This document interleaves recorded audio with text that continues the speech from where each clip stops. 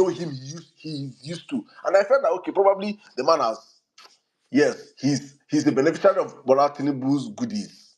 I know that. We all know that, right? And probably he's like, oh, he's tired. He has tried. Now, old man will him be. He don't pay him dues. He's good enough to say, okay, I'm not even interested in Nigeria first. After all, he's closer to his death than he's closer to being alive. That is the truth about the whole stuff. So I can understand him say, okay, I'm taking a back seat. I'm not going to talk about Nigerian politics anymore. I'm not going to talk about politics. But all of a sudden, you don't come out and see him talking about world politics and African politics. I'm wondering, wait. If you're staying out of political discussions in the entirety, I can understand and I can respect you for that. But not when your country, it's just like the biblical saying that take out you're taking out the toothpick in someone's eye when they have a log of wood in your own eyes.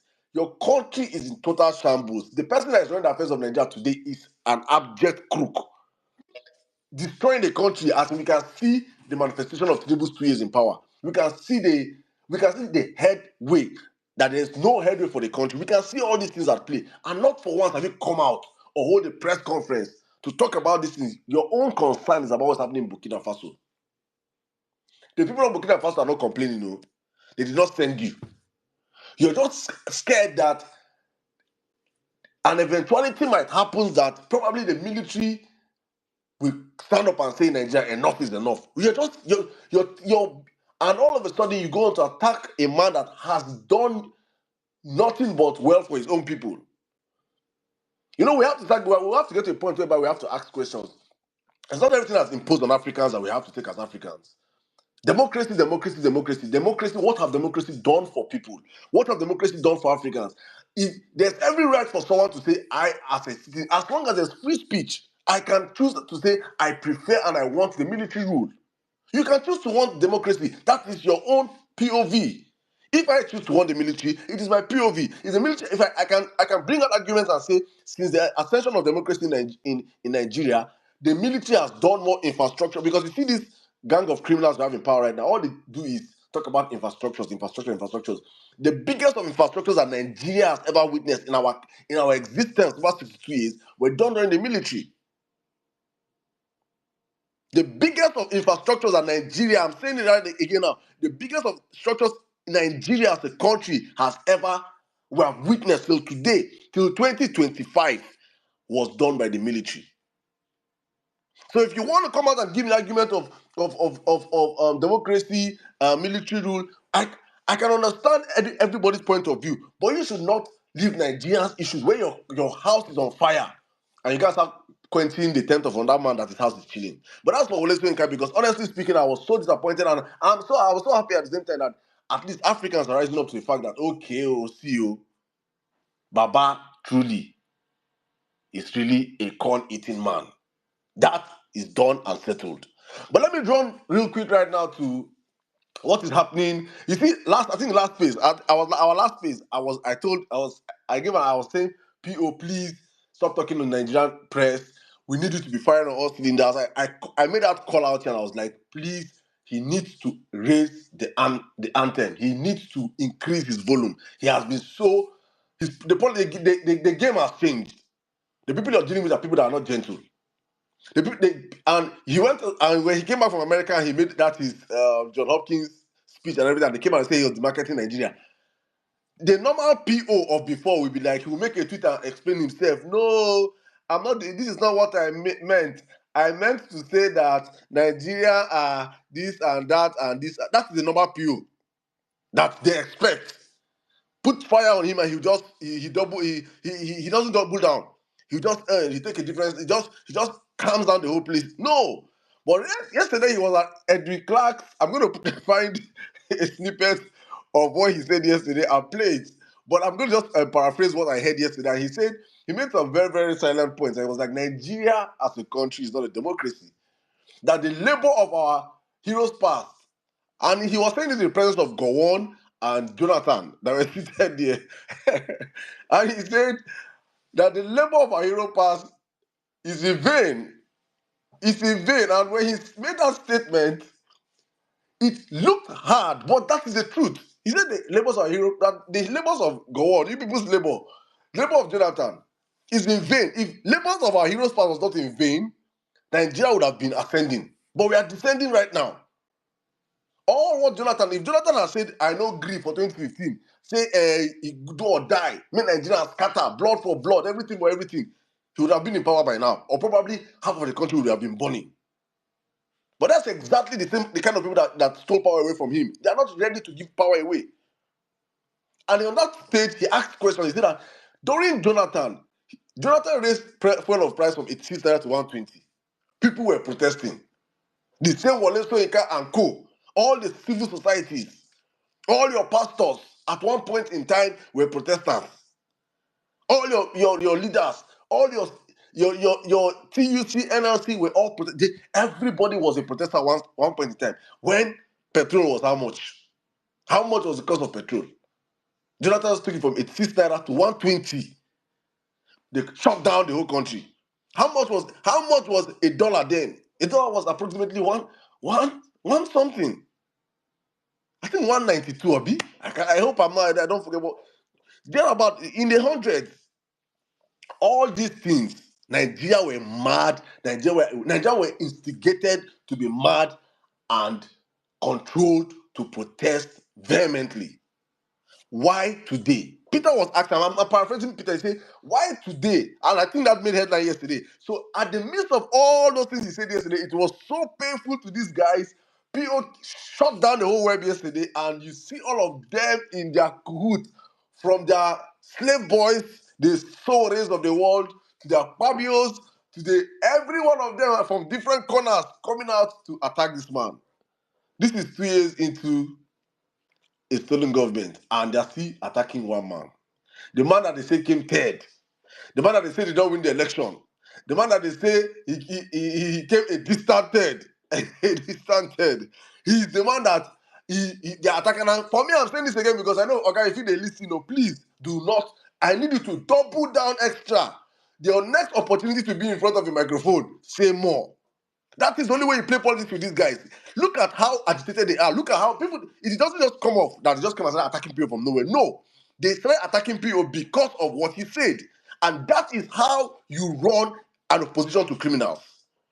Any opposition that you're running or bear on, just say vibes and inshallah. No. You can't do it with these guys. You have to run an opposition of this that you don't. The next time you get the mic, PO, any opportunity. In fact, you have to get to a point where they will start telling people, don't give him Michael, don't give him Michael. You have to get to that point.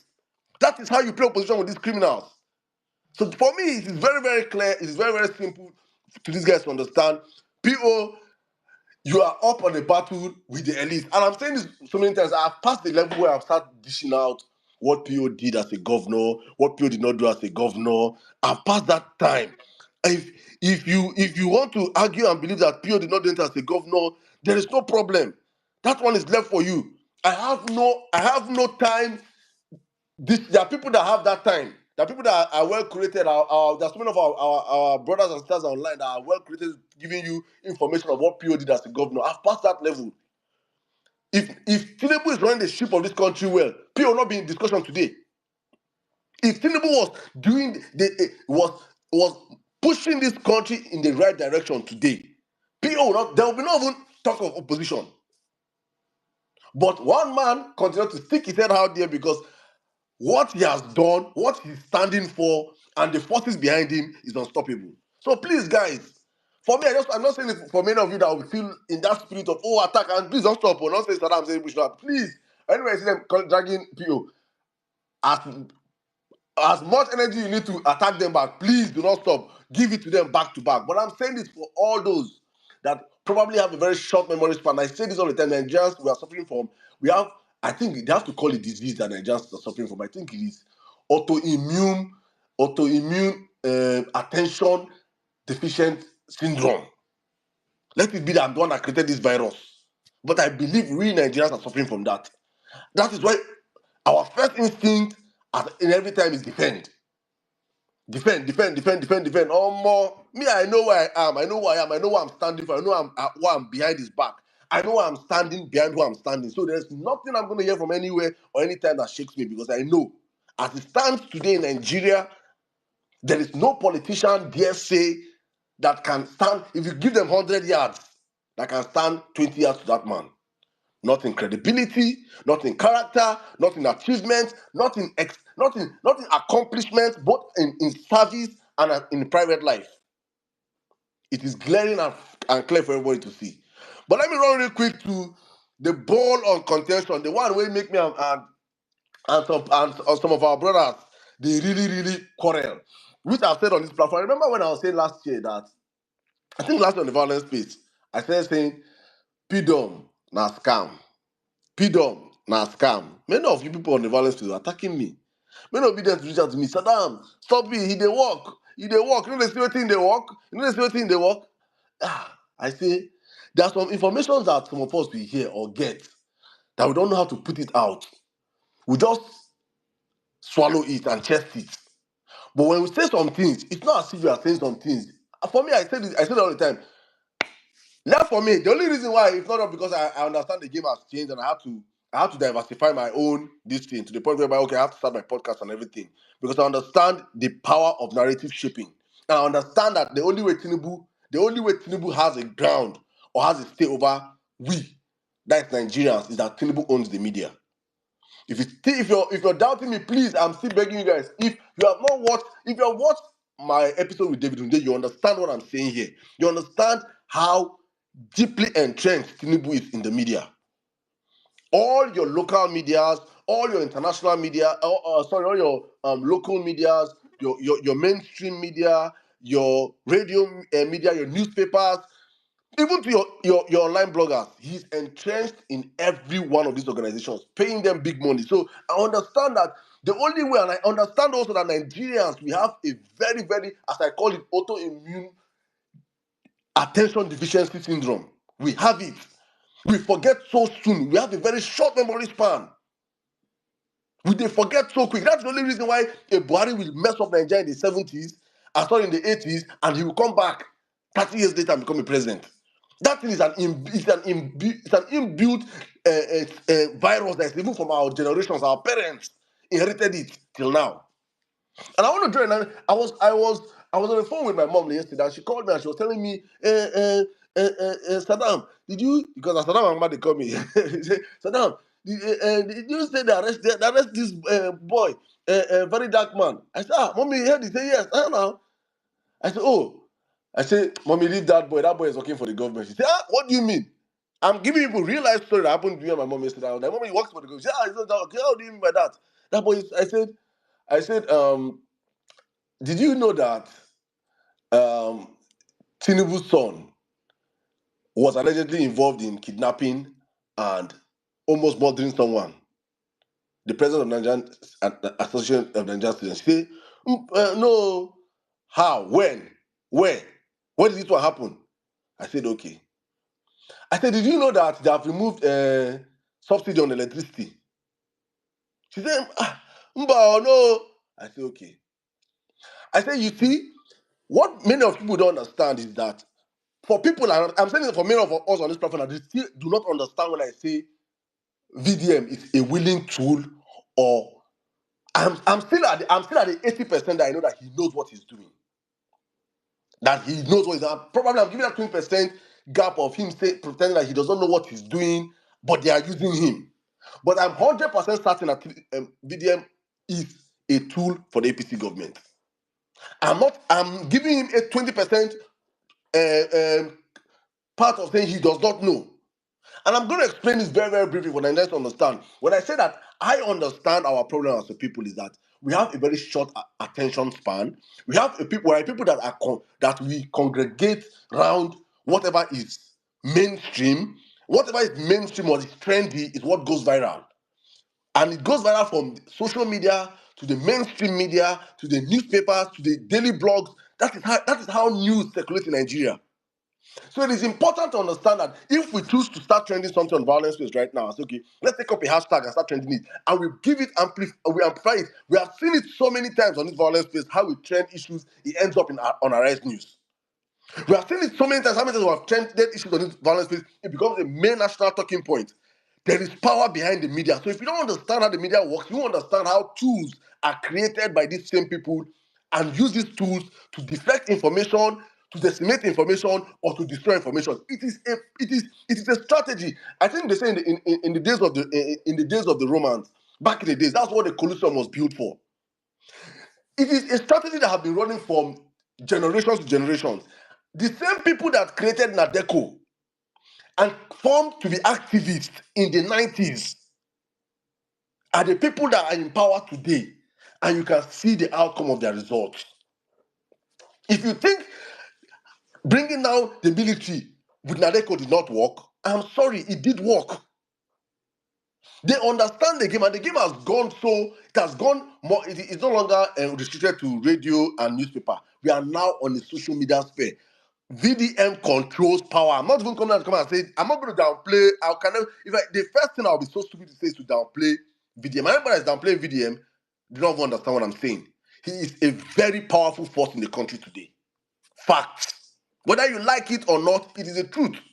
But it is important to understand that such a powerful force cannot just be a force that is just, that the creation of the force just happened and how do I put it now? So I don't mix it up. It's not a force that was just created on its own, or a force that even if it was created on its own, will be left to be running freely without being controlled from somewhere. If you think I'm playing, I will still come down and say there is no problem, because I always tell the Vawulence Space that there's one thing I always love about life is time. Time justifies everything. And I'm saying this time before 2027 as a prophet for you guys. Please record this part again. Before 2027, two things will happen. VDM will either come out and tell Nigerians that there is no point, there's no point, no opposition, there's no opposition that can unsettle Tinubu. Well, he's not supporting Tinubu. I'm not supporting Tinubu. I can never support Tinubu. He has failed Nigeria. But true. I don't think they can remove him. I don't think he, no. You don't understand the power behind that guy's voice. You don't understand the power behind the demography of people that he controls, or the government that enable him to control. And when I sat back and I was like, there are some people that have direct connections to the presidency in Nigeria on social media. These people are people that tweet. I see their tweets. When I see people they attack, I see people they don't attack. I pay attention to who they don't attack. When I go, I can give you their handles. So you say if you go and check them and ever check out when they have ever attacked VDM, they will never. Because understand the job he does for them. I can break down, I can start giving a monologue of events that have happened in Nigeria just this year. That have either he comes in and muddy the water, or he comes in and recreate and redirect the story to suit his narrative. And the moment he comes in, because of the power of the people that he has behind him, all of a sudden, the story waters down. Nigerians were already coming out all against Naira Marley until VDM entered that case. We all know how it turned out. As we speak right now, Naira Marley is gradually coming back. If I don't say gradually, he's already back. His last thing was, I'm back. So if you don't understand the power behind that guy, I'm saying this with all due respect because I understand how powerful his voice is. And I'm saying this for you guys to understand. And also open your eyes to see trends, watch patterns. I made a tweet yesterday because one of our brothers said, oh, people that are always saying VDM is a distraction. VDM is a distraction. How can VDM be a distraction to 200 million people? And I'm like, if you don't understand that Nigerians as a people, first of all, we have low attention span. Nigerians as a people, first of all, we are always looking for a messiah. Nigerians as a that is why you see Nigerians small. If Nnamdi Kanu rise up from the east, Nigerians from the east support him. If a Sunday Igboho rise up from the southwest, Nigerians in the southwest support him. If somebody from the north rise up, that is a Nigerian spirit to always find a savior that will salvage us from what we ourselves are meant to know and what we are meant to do. And so that's why a VDM can rise up and you can see the youth gravitating towards him. And I'm not downplaying the good works he has done. He is doing good work because the way you can win people to yourself is to do good works. That's the simple truth. He has to do these good works. But if he doesn't do these good works, Nigerians will not gravitate towards him. Normally, that's the truth. So he has to do this good work at the same time, play the role that he's playing perfectly well. But for some of us that are noticing these trends and these patterns, I'm saying it again because it will still happen again. Something will happen in Nigeria that will imagine the amount of tweets and virality that Sheyi Tinubu and the Tinubu family would have gotten if the whole Nigerians were all on Sheyi Tinubu's name. People are asking what people have done. We might not have necessarily hit the street, but do you understand the fact that my mom, that is in one state, probably in the middle belt, would have heard that Sheyi Tinubu's tried to kidnap someone, allegedly tried to kidnap someone. Do you understand that message would have trickled down to the grassroots, that people have discussing about it? Despite the hardship Tinubu is bringing upon Nigeria, there is what I call aggravated aggro, aggravated anger. It accumulates, it gets to a point whereby I feel Nigerians are getting to that point. But you need a compoundum of all these situations happening back to back to back for us to get to that point. So right now, imagine where the whole Nigerians were talking about Sheyi Tinubu's blunder. And all of us, and I don't want to say Nigeria's protest or Nigeria's not past that stage, but imagine that we all were talking about what happened with Sheyi Tinubu across Instagram, across Facebook, on TikTok, videos are coming out. Do you understand that the National Association of Nigerian Students controls over 40 million Nigerian students? 40 million Nigerian students, that's the head of 40 million Nigerian students that was kidnapped and was almost killed, was beaten to a pulp. And in the midst of all of this thing, in that same week, they removed electricity tariff. In that same week, in that same space of that, because the moment VDM comes into the matter, the whole Nigerian attention is on it. So every other of these news that is no longer headlines, they are now sub-news that do not get the attention or generate enough outrage for that normally it's good. Just imagine that tomorrow there's no news in Nigeria. Then you now break it down. Pam param param. The federal government is saying they're going to increase economic tariff. Do you understand what it means? That the news that you're bringing increasing electricity tomorrow, it comes out tomorrow, when there's no news on the atmosphere. Nigerians will go up in frenzy.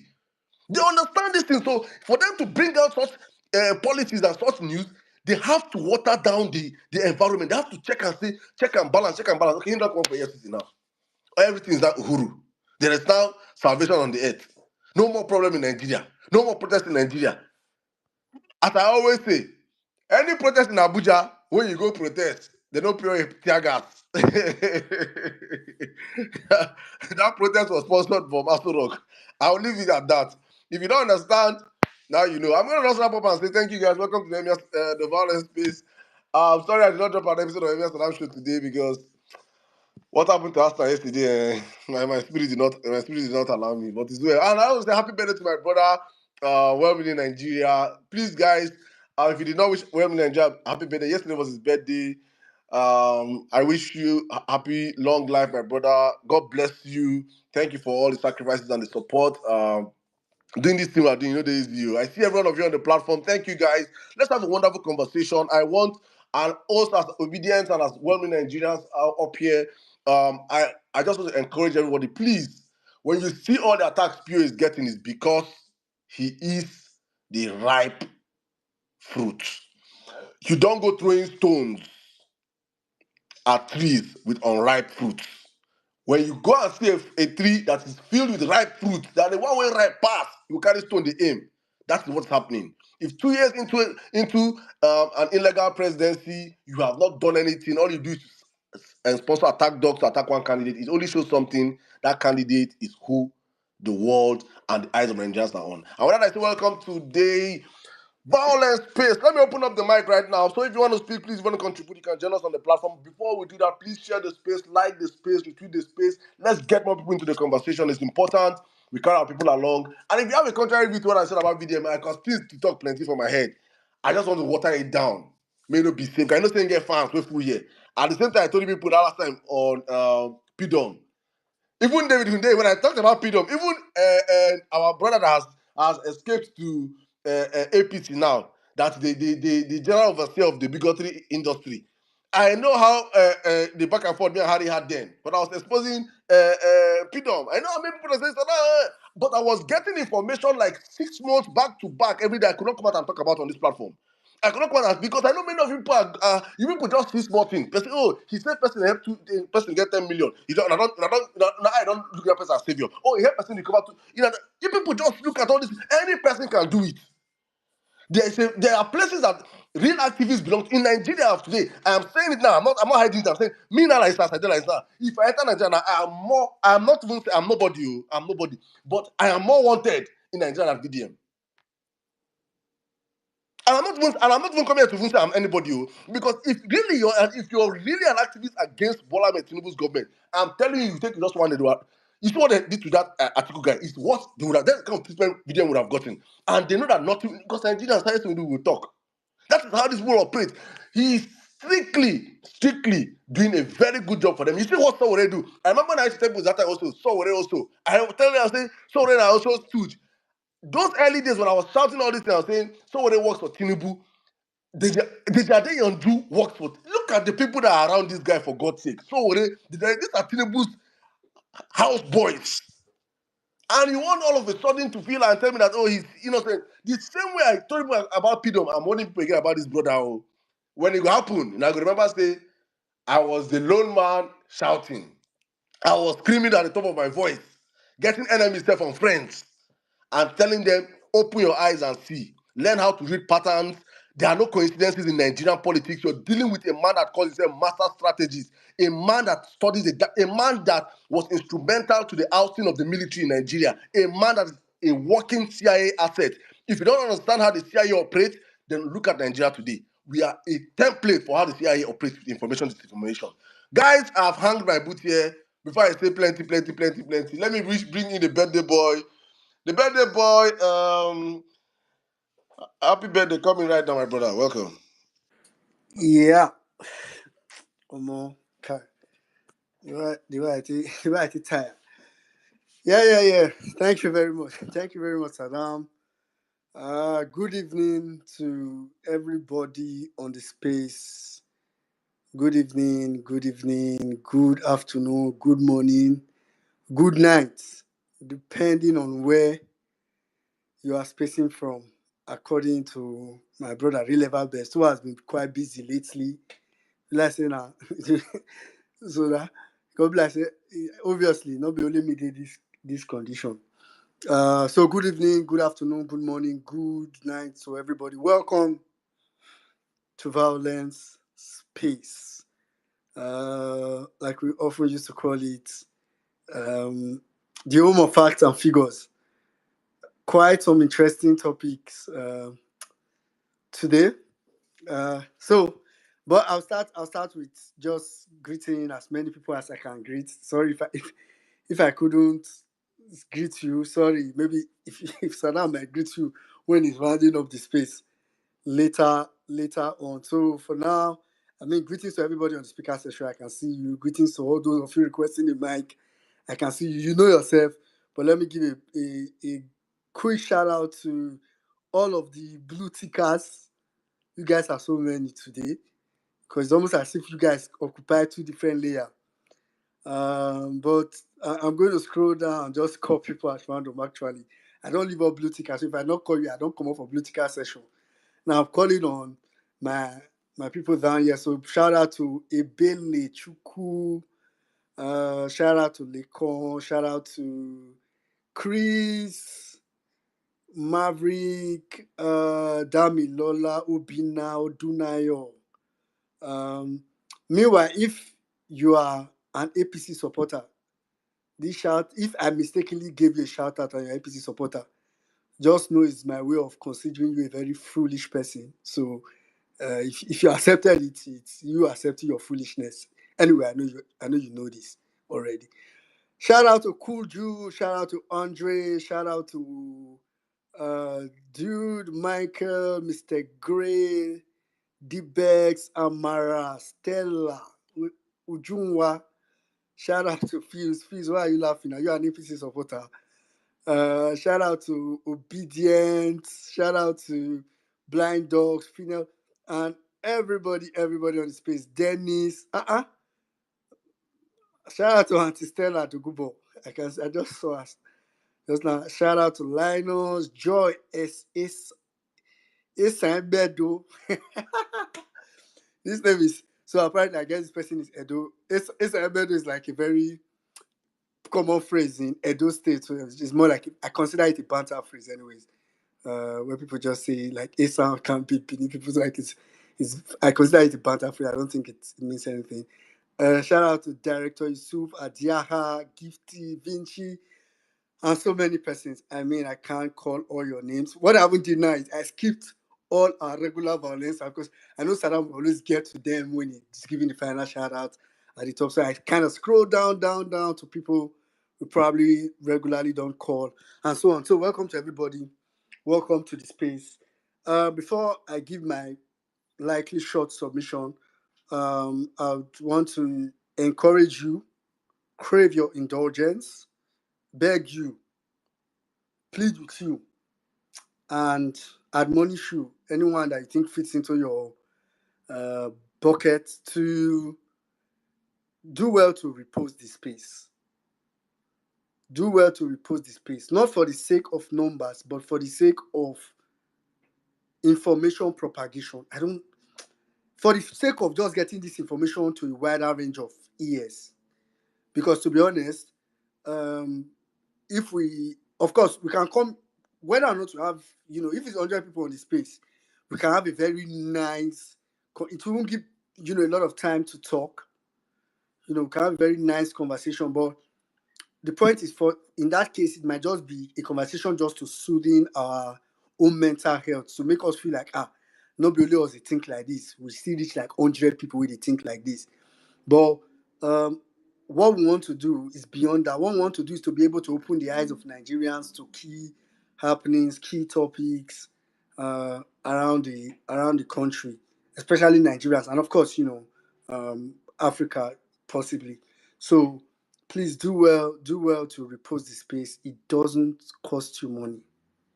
It doesn't cost you money. As I'm talking now, I think we have about 97 reposts and we have about 770 473 um, persons listening. So we have about 300, and I want to be almost specific with that number. We have about 300 and about 74 people who haven't reposted the space. So I'm just thinking like, how's 300, and if that math is correct, but at the very least 350 persons that have not reposted the space. So it doesn't make any sense to me. I want to believe some of us forget. So if you forgot, just consider this a reminder. Go on to repost the space. If you don't know how to do it, which is also very, very possible, there are various ways to do it. I'm sure you can see the comment section button on the top bottom right of your phone. I think it's almost at the same point for both Android and Apple devices. You can click that, then you see the normal retweet, repost icon. So you can like it and retweet it. Now I'm seeing people doing it. So I don't believe maybe some people just didn't know how, not like you didn't want to. Then if you don't prefer that, I think there's also like a share icon where you could share. Usually you could almost like you share anything, you could copy the link and just tweet, post the link on your tier. So basically, it's that simple. You can do that. Doesn't come at any price. It just only gets us more ears to listen, and hopefully we get people that can propagate the message and so on. That's just really it. So again, first, let me say a big thank you to to everybody yesterday for the birthday wishes. You know, uh, my birthday is always just, I mean, for people who know me, maybe in coming years, I might consider birthdays, big or something. I used to. I think I have almost like an experience that gave me some kind of birthday PTSD where I was one of my birthday. I think it was probably my 26th birthday, a couple of years ago. I might be small picking. My 26th birthday some years back. No, not 26th actually. I was still in the university, so it's probably my 19th or thereabout. I can't remember. Um, you know, I was announcing it to everybody. I was preaching it. My birthday is coming. My birthday is coming. You will buy me. You must buy me gift. And lo and behold, that birthday came. Got a couple of gifts on that birthday, but I had like very high expectations, and my expectations was cut short. So I think that kind of triggered me. And I'm like, what if this birthday self? You could just come one day, go finish. So over time, over 10, probably couple of years now, I've I've just seen it as a random matter. But and I also try to avoid having to tell people thank you, thank you, thank you, thank you. But I can't see your birthday wishes and not acknowledge it, right? Even if it's just by liking the post or by replying and saying thank you. I like to let people know that I see it. I read all of them. So thanks to everybody, violencers, not violencers on X. Yesterday, Saddam, it was in the evening. I just tweeted at it like, as a matter of, I think I just tweeted because I wanted to be able to be grateful to God. I know how far I've come and I wanted to express that gratitude without explicitly saying it's my birthday. I don't know how it now led to people knowing. Then Saddam now wanted to punish me. Good punishment. I was just telling him I was just telling him on the chat that I'm currently struggling with replying people. He now went to post it. And I said, see this man. See this man. So, but thanks to everybody for the birthday wishes. Thank you, thank you. Honestly, I appreciate it. Thank you very much. All right. Now to the topic on the to the topic that we have. Um, you know, I think the first thing I would just say to, again, like we always say every time we reiterate it, I keep emphasizing it, is to tell Nigerians to start with that.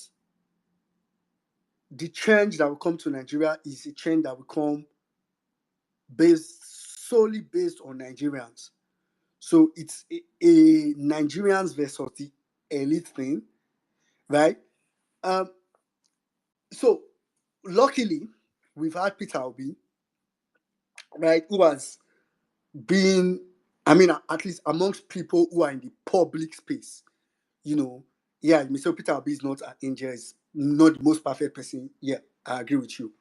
But around people that have put themselves forward, right? Luckily, we have a Peter Obi that almost stands the perfect connotation of what Nigerians want. And going back to 2023 election, I believe we spoke loudly, right? And it was clear as to how much we wanted Peter Obi, and I mean Nigerians. I don't even mean those of us on Twitter that identify as obedient or do this obedient thing, right? And I mean Nigerians out there probably don't even know what Twitter is all about, or X now as it's called. So I would just like to remind us or tell us again, for as many that didn't know before, for as many that have forgotten between last week and this week, that the only way out of Nigeria's current mess is for Nigerians to and intentionally take back. I don't want to take back the country is now almost a cliche that people just say, like, oh, the Peter Obi phrase. But for Nigerians to really hold this political class, or to an extent, even the elite, some of them that are not even in the political space openly, quote unquote.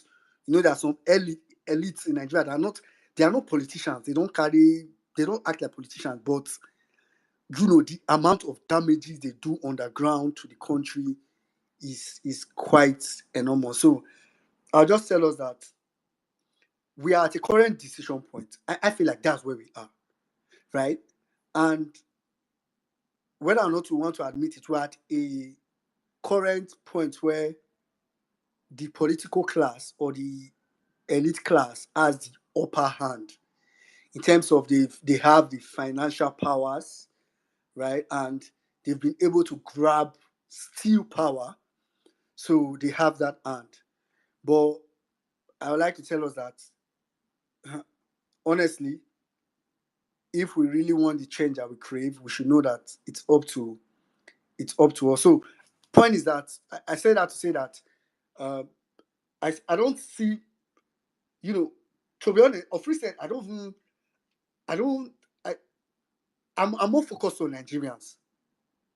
I'm more focused on Nigerians. Of recent, I don't like. I think about, and I'm not interested about oh, how can Peter Obi form alliance, what he can do or not do. I mean, I want him to play as much opposition as he can and do it. There are some things I would want that are not in him, but I can't blame him because the truth is that on the contrary, all those things are things that also have a tendency to make leaders corrupt. So it will almost look like I want and don't want at the same time. You can't have your cake and eat it, or eat your cake and have it, depending on what side of the world you are in. So I'll just pretty much say that for Peter Obi, let him do what he can do, but for Nigerians, let's stay intact. The topic I really want to talk about, or maybe just say my perspective on, is VDM. So I listened, Saddam. I listened to your submission and point POV on VDM. I I have quite similar point of view about VDM, but I think mine, I'll just bring it pretty much from a point of advice to Nigerians and to everybody. And when I say that, you're pretty much those of us that are here on this space. You know, you said something and I wrote it, and I wrote it in quotes because immediately you said it, I just went to my phone notepad and wanted to quote it, and because it kind of captures my point of view. You said, um, I wrote it, but okay, let's just. I think you said it's not a force that was just created on its own, or even if it is, it will not be allowed to remain on its own. Um, that's I just quoted what you said when you were speaking, and that kind of captures my point of view. And my point of view is really, you know, personally, I've tried following this guy. I've tried observing his personality, and one of the things I told like people that are close to me that I have conversations with every day is that um yeah, in my point of view is that VDM may not, as it stands, be an intentional stooge for the government, but I can tell you for free that is very, very susceptible to being a stooge at one point or the other. If it is not ready, if it's not that already, is very, very, very, very, very, very susceptible. And I say this to just only say that because Nigerians, we like to follow a lot, that we need to just be cautious so that um, we don't. Let me not say we like, especially if you are an ardent fan, which is not a bad thing. To be honest, I can't. I will be. I will just in a country where we have very few people that are speaking. It will be very on something of me. I don't know what word to put there to outrightly just condemn his effort. That I can't do that. Yeah. So he does things. He helps as probably as much as he can. But I've actually observed he does this thing that funny enough, I don't think I have the right words to explain it. This thing, what VDM does, is something that Rufai tries to do sometimes, right? But it's why you can tell that Rufai is somewhat genuine because it's difficult for Rufai to do it. For those of you that remember the day after Dati did his interview and Rufai tried to drag Dati, if you can remember, for those of you that have been around for a long time, I said something that day because I remember on that Vawulence Space that day, people wanted to start dragging Rufai, and I said something that, you know, to do the kind of, we can't pretend as if it's not difficult to do the kind of outright call out in Nigeria. So sometimes for their own safety, they might try to pretend to balance things. So, but Rufai doesn't do it easily. But I noticed VDM does it easily. He does it really fast. If I don't want to give a long submission, but this thing I'm saying now is like it's out of very core, detailed observation, right? Which is probably why over time he's not been attacked or how they, like Saddam said, typically for the kind of activism he's doing, for the kind of call out he does. So let me just give an example. So you will notice, I'll just use Wiki. Wiki is a perfect example. If you notice VDM's take on Wiki, just go through, if you go through his Instagram and notice how he tries to balance it. So 1 or 2 days he calls out Wiki, 2 other days he tries to say, Wiki, you try. No, I tell you, they try. If you notice that, I just tell myself that, Someone that said that he wants Tinubu to be governor of Lagos because yeah. Tinubu is a youth.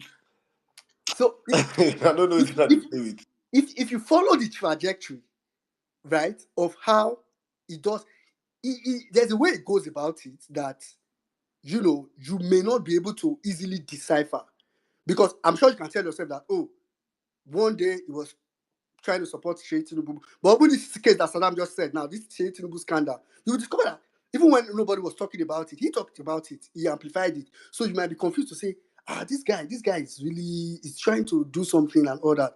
But I'll just try to round up this way, because I don't even think I have the right words or the right way to explain, without saying the wrong thing. I've noticed Saddam was, he's doing, I'll just put it like this in summary, he's doing some good job, obviously. And I think everybody almost agrees with that. I've heard people always say, I may not agree with all this way and all that. I'm like, okay, it's fine. He's doing some good job, but I'll just tell you that, which I feel like is the crux of Saddam's having to point this out. That it's worth being careful about. So we don't have a case where, so that you will know when it's derailing. You will know when it's derailing. So, for example, this thing that Saddam, that you said now that, you won't be surprised for 2027, VDM will come out and say this and that. I say I listen to this. I watch almost every of his video. I don't follow him, but every now and then I go to his timeline to just watch every video. Of course, if he's talking about something useless, I kind of skip it. But I try to observe the trend. This thing you are saying now, he has already started doing it. Right? If you for people that have listened to him talk about election, he has already done a video saying, he says and say these things like, make una just forget 2027, go to 2031. Anybody, and he does it as if he's talking from an objective point of view, right? Which is very difficult for people that don't read deeply to discern. So I'll just encourage everybody to say, I really wish it was that easy, because I think that's also the problem in Nigeria. A lot of Nigerians don't have a mind of their own. It's just so sad.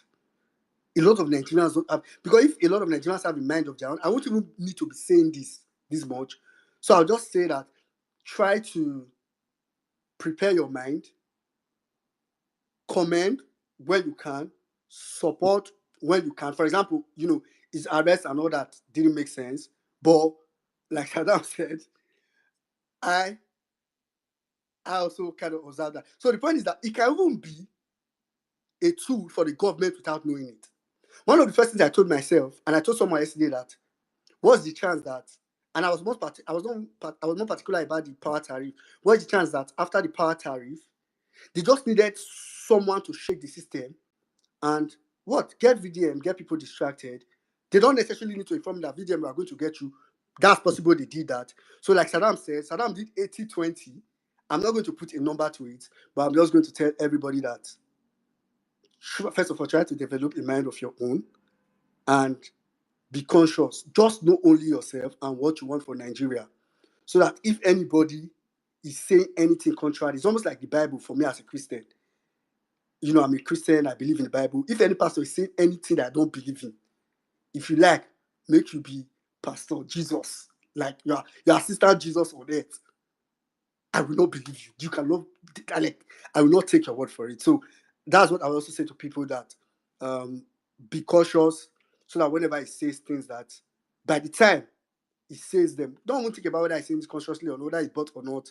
By the time he starts saying them, you can also easily call it out and disregard it for what it is. So that's where I'll say, I feel like the Sheikh Tinubu scandal still deserves to be talked about. It's just quite crazy, like Saddam said, that scandal just got swept under the carpet. But then again,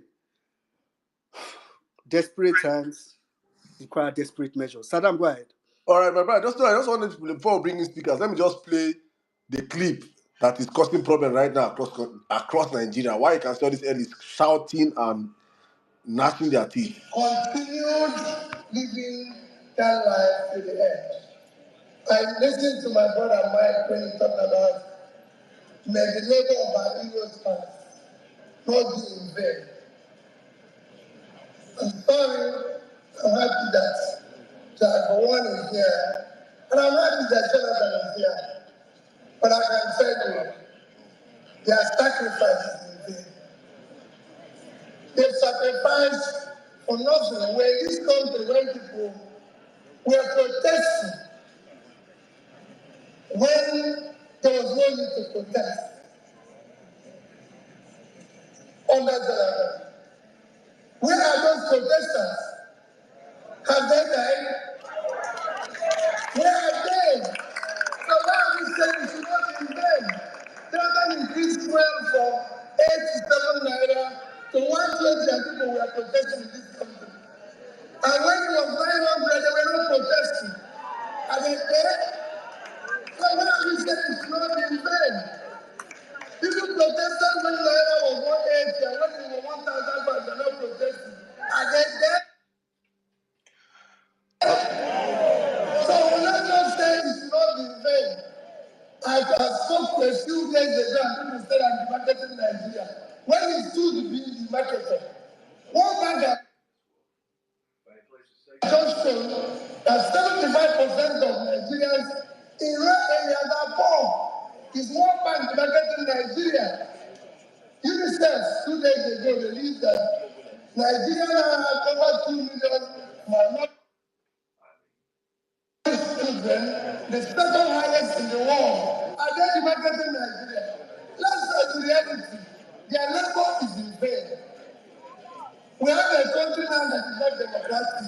We are not a democratic country. Let's tell ourselves the truth. Is the election that happened in Lagos, is it democratic? No. What's the election in Lagos? It's most of democratic election. Everybody knows who won that election. So why are we keeping it and saying, let the reward was in vain? It is in vain.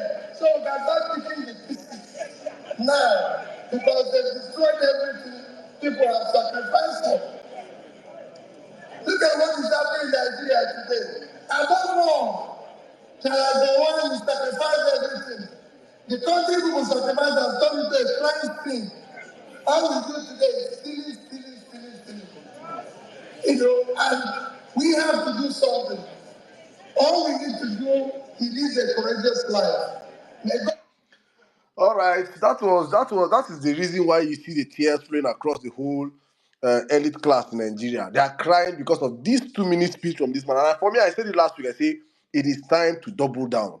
Just keep telling these people the truth, this hard truth that they don't want to hear. It is important they listen to it, whether they like it or not. He has said it. We are not in a democratic country today in Nigeria. All we have is that people that are just creating elections for themselves, stealing votes, giving themselves different titles for nothing's sake. But let's pass the mic to other people to react. Thank you very much, about women in Nigeria. I really agree on your point. I like how you play down. You try to take the narrow path with VDM, but I still understand where you're coming from. I'm still saying it also that for us to be very observant of trends and patterns. There's no coincidence in this country. There's as Nigeria is right now. There's no coincidence. Very important understanding. But let's open the floor to our people. Thank you guys for your patience and for waiting for us. Let us pass the mic now. Well, then pass it back to you to circle down to our people. Yeah, sure. We'll just start again. Thanks to everybody for joining. We'll start with Mommy B. Then I see a couple of persons already here raising their hand. Out of sole respect, the rest of human and others, out of sole respect to my well-respected and distinguished elder brother, I'll go to from Mommy B. I'll just go to Mr. Steve. Then we'll take it from there. I can see Nimale, Mr. Osaitin, and everybody. I'll come to you guys. Go ahead, Mommy B. Good evening, everyone, from my side. Well, meaning belated birthday greetings. I hope you had a wonderful day. Still waiting for my piece of cake, but hey, Let me sit down. Hope you're doing okay. Mommy, how you coping now? Mommy, since last night.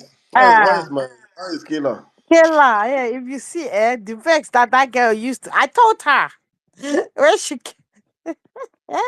the vex. When I was telling her, she was like, nah, nah, nah, nah. I was like, no, don't worry about it. So I said to her, close my bedroom door because you will scream and it won't be screaming about Mommy, please, good things. let me just advise. I Let think me so now I advise. want to do Ramontada Please. now. Why not do Ramontada? Mommy, let me advise. Eh, Please, I think you advise her to. she's here. Be talking to her Okay, straight. let her listen to me, please. This Sit is a down. message from. Hey, Ike, how you doing? I'm good, thank you. How are you? I'm fine. I'm surviving. I want to advise you, please. I want you to stop. Please, as an Arsenal fan, I want you to stop watching. Football is not a good something. Football is not good. It's not good for your health because you're very young, go. Hmm. Let me tell you, I was your age when I started supporting Arsenal because of Kanwako, and for the past 20 something years of my life, it has been sorrow, tears, and blood. I've been passing through. If I tell you there's nothing I can shake my heart again. Please, I want you to please just. I didn't say stop supporting Arsenal. Just stop watching football. It's not good. Football Abba, will spoil your Abba, eyes. Abba, what are you It will spoil your eyes, saying? eh? What are you saying? What are you saying? For heartbreak, oh, I know what I'm No, saying, no, no, oh. no, no, no. When It can I, comes. No, you're a Arsenal very foolish teaches you doctor, right? resilience. It teaches you resilience. It teaches you to have. You And gotta how get to watch Swedish ahead. movie. You see? It's Did your you hear boyfriend that will that? benefit from it, Sha, Did you because hear with that? Arsenal, as an Arsenal fan, you cannot you learn how not to cheat And this is it. She said because we go we will again next discipline your year. heart. She already said we go again next year. We go next year, right? Yes, Abikela. Good. That's the spirit. Yeah, yeah, yeah. Hey, that's the spirit. Season 22. Don't wake up when you're 23 years old and you see the saying we go next year. Oh my. That's what I do. Now, Oh God. now you sabi. Now you sabi. Those of us who have been supporting us Mommy, do you know how many Arsenal jersey I've bought? Do you know how many Arsenal jersey 40. I've bought? Me, I've I know bought they original cry jersey like of that. Polly. Do you know how It's many? a Yes. lie. Hi It's God. a lie. Me, I zero my mind. Come what may, I support my club. It's- That is it. No, but we're in a good position. All this one is just by next season. Next season we must win it by the grace of God. If they don't buy striker, in fact, I'll be telling them it is not even, it is not Ateta out. Oh. Mm-mm. Is that you see that the gate who holds majority shares on the board? Him. I'm telling you, you just see me on BBC News. Child of a Nigerian immigrant, stalks chair of the board. Anyway, that's it. Oh my God. Loaded topics today, but I want to start from Sheyi Tinubu. Okay, after you have arrested the NANS president, and you kept him imprisoned, and he made apology. Come, share. You know how Men in Black. You know, remember that thing they used to erase people's memory. Are they trying to tell us that we all will now forget the fact that the guy said what he said initially? I mean, these people think we're fools. I swear. You think they literally think we're fools. I saw it as a phone call. So you think that's gonna make a difference? Okay, fine. We all know that the average Nigerian does not, when it comes to focusing on something and maintaining the focus, it does not, it's almost as if all Nigerians have ADHD. They're not fit concentrate on anything for too long, right? So they're hoping that they can bury everything in news cycle and this side. Nigerians, then they play kalo kalo with your heads, with your minds, with your brain, whatever. And it is literally up to us. I mean, it's like at the end of the day, the only people who are consistently shouting is us, the obedience, and I think we need to do more in that sense. Meanwhile, have you registered Have you registered? Oh, we need this. We need to know our numbers. We need to do. Have you done yours? Go and register. Oh. But back to the topic. Um, PO. I'm loving pure. It's like, okay, fine. I see the vex for the man small, small. But I'm loving this new vibe, right? Because it's very clear that we're dealing with mad animals, right? And you cannot, if you, I mean, it's like if you have a rabid dog, you can't say, okay, come, you want to be petting the dog's head. No. Mm. In fact, so it doesn't bite you, get cane and in fact, even though it's at that point where it's totally deranged, let it stay far off you. We need strong opposition, and there's an acknowledgement that PO is the opposition, the PO obedience. PO has always seemed to be appeasing. He doesn't want wahala. He's a pacifist and all the rest of it. Being a pacifist doesn't mean that you cannot speak your mind.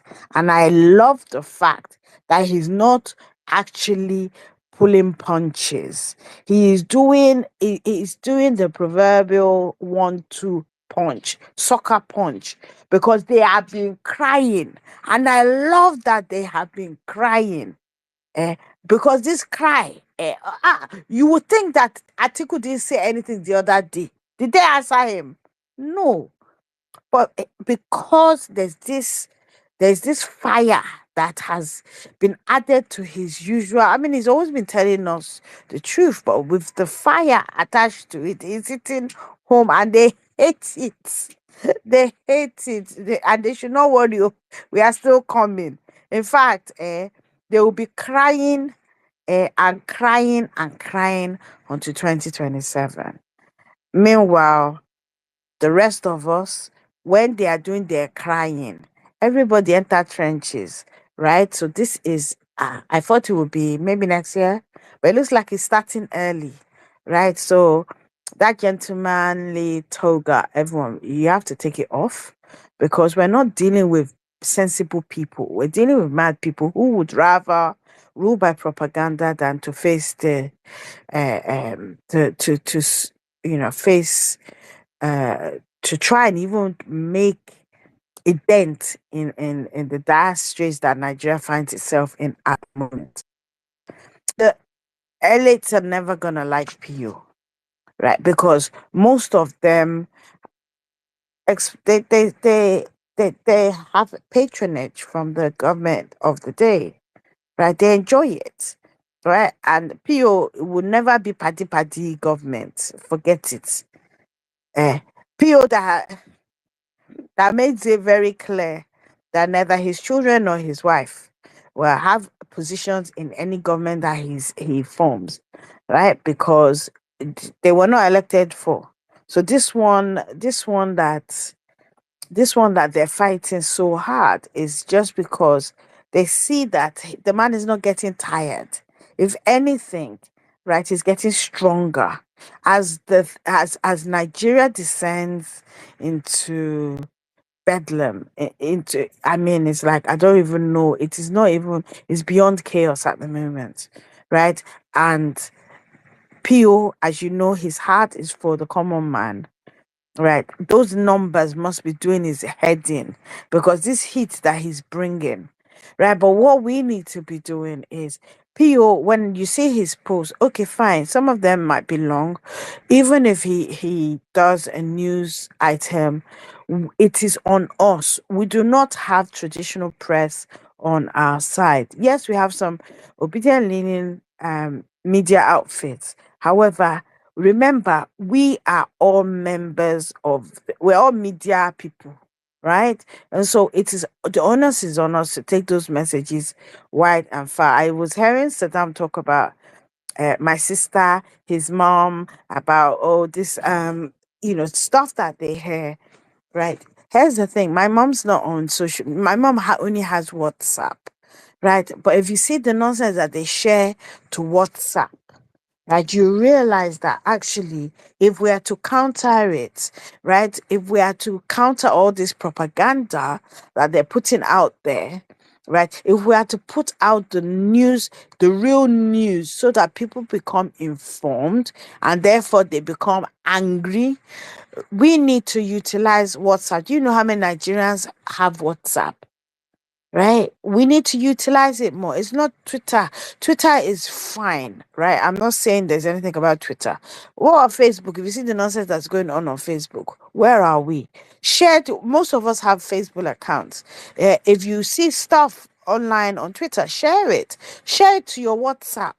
Share it to Instagram self, because a lot more Nigerians like to be scrolling and be looking at pictures. But yeah, be sharing the videos so that people can hear the truth.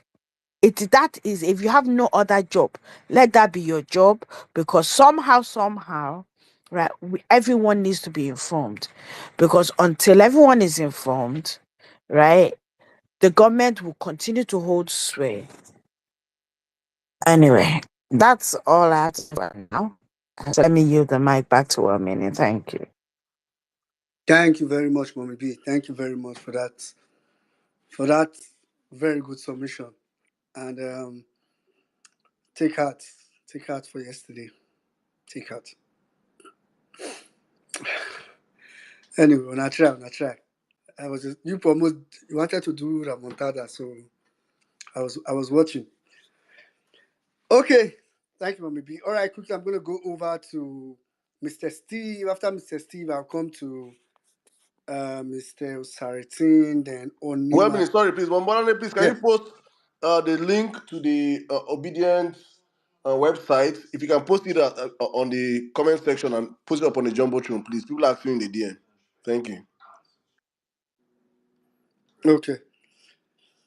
All right, Mr. Steve, go ahead. Well, 1 minute. I greet you. Can you hear me very well? I'm in the car. Yes, can you? Okay. That means you go here. Happy birthday. Happy birthday to you. You are no longer Obi is no longer a boy. Do and marry, okay? Even though Saddam refused to marry, go ahead and marry. And make sure she's an obedient. Anyway, greetings everybody. Saddam, I greet you. I just joined when you were giving your submission. I usually like coming in when Saddam is cooking. And Steve, respect yourself, please. Respect yourself.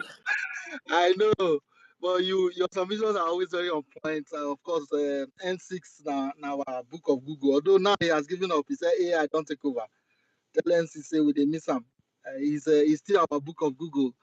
But I do agree with a lot of what you said, particularly when you talked about the VDM issue.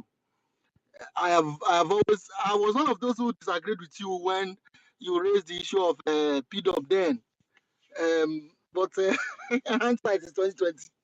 So I have been watching this VDM guy with one eye. And he has actually come to say too that 2027 is nothing anybody can do. He has said that thing you say he will say. I've seen the video where he said it. Nothing. Tinubu will continue. He has already said it. There's a video of VDM saying it. So when I was watching the video, I was just remembering you. I was just saying, see, this was Hanaud. That is his role. He's playing his role very well. At a time where we have a very, very let me greet what are my manners? And Bolanle, good afternoon from here. I know that you've lost a game, but my prayers and thoughts and prayers are with you. We that are Chelsea fans, we know we are used to we know the table again. So Arsenal, but just to say what Arsenal did, I think your team did very well. I watched the match, and I think it could have gone either way. So you guys should hold your head up high. It was a very good season in the Champions League. But having said that, let me go back to the very important thing that Saddam is touching, just to highlight it. If you are in America, you will know somebody called Tucker Carlson. If you are in America, you know somebody called Laura Loomer. Some of them. These people are so important, even though they hold no official role. They are influencers. They are so important that the president has a direct dial. Sometimes they even go into the White House to have a discussion. And what they decide is what becomes news. It applies to Nigeria, but although not as sophisticated yet, but we are getting there. Narrative shaping is a part of government. No government can ignore narrative. The reason is that we are like the proverbial broomstick. One broomstick can be broken. A bunch of broomsticks become impossible to break. When everybody begin to gravitate towards an issue that the government does not control, it is a danger for the government. So they are always looking to control the narrative. That is why people like Adolf Hitler had the Goebbels, who was his propaganda. Russia has their own. Ukraine, you see what's going on there. Look at India and Pakistan nonsense that is going on. The way they are lying at each other, trying to shape the narrative of what's going on. No country ignores narrative. That means when you see narrative being shaped in Nigeria in a certain way, the government is also involved because they learn a lot. One thing about the APC and the Tinubu government, they spare no expense when it comes to media and narrative shaping. It was the Obama's political strategies that they took to get Buhari elected. They spare no expense. They will spend millions of dollars to control narrative. Because once they have you in the where they want, then they can loot and do anything they like. But if there's exposure and people begin to hear about it, you hear that it was allegedly, let me use allegedly, they say that people they fear they use allegedly, but because I don't have the information, allegedly, a son of the president is involved in kidnapping and brutalizing the president of the National Association of Nigerian University Students. Saddam is right. Over 40 million, both private and public polytechnic higher institution. These are the young people who are not encumbered in age or political affiliation. What angers them is when you increase their tuition or hunger or you ask to strike. And if you can gather them in that sense, they can do anything really. These are young people. You can't kill everybody, right? To control those associations is critical. Auntie Balale, you are here, and some of us are in the obedient movement. I want to say that it is a mistake if we in the obedient movement do not reach out to people like that young man who was brutalized. Because what has happened? Between the VDM distraction and today, the guy has gone out to recount what he said on video. He has released a statement that he was wrong, that he never meant to say they offered him 100 million. He has recounted what has happened between when VDM was in FCC. They've gone to whether they coerced him or whatever. The narrative he has now recounted. That's the latest. What does that mean? It means that if you're an opposition party that wants to take the reins in 2027, you should also be interested in what the APC is interested in. You should be reaching out to associations like the NANS. For example, have we as opposition reached out to that man who was beaten to a stupor, naked, his naked video was taken, and he came out to say he rejected 100 million. Opposition should reach out to, I know Atiku made a tweet about him, but they should reach out to people like that because these are the kind of Nigerians we need. People who can look at 100 million and say, no, I stand for the truth. But if he doesn't get help, if he doesn't get encouragement from the opposition, at some point he's a human being. When his life is in danger, they've almost killed him. He rejected money. He came out to say it. Before you know, if VDM distracted us, he has gone to recount because they come out to say that you will die for nothing. So let us find ways to hold on to, which is why what Saddam and the crew on Vawulence Space is doing is very appreciated because narrative is very important. This space is critical. I know I used to do spaces myself, but there's a reason why I've not started. But as we get closer, I will start. But Saddam, there's something I want to quickly say. I saw Akpabio's rebuttal to PO, and I'm enjoying it just like every one of us is enjoying it. But there's something else they put out there, which we should counter, is the belief that 2027 is over. No need. Is the lie that 2027, and they go rigor, no need. And more they talk about 2031. People like, what's that his name? Forgotten his name, but many of Ninja them are Turtles, Ninja Turtles. Many of them are trying to defeat you before the battle starts. You know, when boxers want to fight, they first bring them a day before to do what they call demonstration. Some of them, they can even, the way they will do anyhow, now, you will likely lose the match, but you will fail to, in fact, they can even spit on your face and threaten you. When boxing starts, that is when it spit, you don't see them again. Nigerians can win 2027 election. I want you to know this. You don't need any electoral amendment. You don't need any legislation. You don't need anything else. We can win that election. Just don't, anybody tell you, we need INEC to come and do one thing. We need us Akpabio to come and pass one bill. No matter the laws in the book, when Nigerians are ready, we'll take back our country. The reason why Tinubu is in Aso Rock is because of Nigerians. In a democracy, the people get the government they deserve. Every time you feel bad about your government, look in the mirror. We are all responsible. Because our constitution is, whether we wrote it or not, it says we the people, right? We the people. The only sovereign in a nation that is democratic is the people. There's no king. We don't have a King Charles. We don't have a Pope. We are the sovereign. The constitutional powers that they are using to rule is derived from the citizens. So when I land in Lagos or I land in Abuja, there's a different feeling. I'm at home. Like, this is my country. You cannot, in America, there's something I can do. They will revoke my citizenship or whatever. They take people to El Salvador, whatever. But in Nigeria, the best place you can take me to is Benin City. That's my ancestral land. There's something about citizenship. It does not belong to Tinubu. It does not belong to Peter. It does not belong to Atiku or Showore or anybody. We are equal in citizenship. The country is ours in totality. Nobody is more Nigerian than the other. Don't let them gaslight you. So when you see a tweet, if you permit, I will say, let us make the hashtag Peter Obi will win 2027. Hashtag Peter Obi will win 2027. Let's trend this. You can do anything with our hashtag. The point is that the lie is permeating. There's a defeatist mentality. Oh, you know, go walk. They go big up. They go rig up. No, me say the big go stand. The point is that if we don't agree, you know, go walk. The idea that we'll be waiting for court, waiting for Peter Obi to do the heavy lifting, we are Nigerians. Obi has offered himself.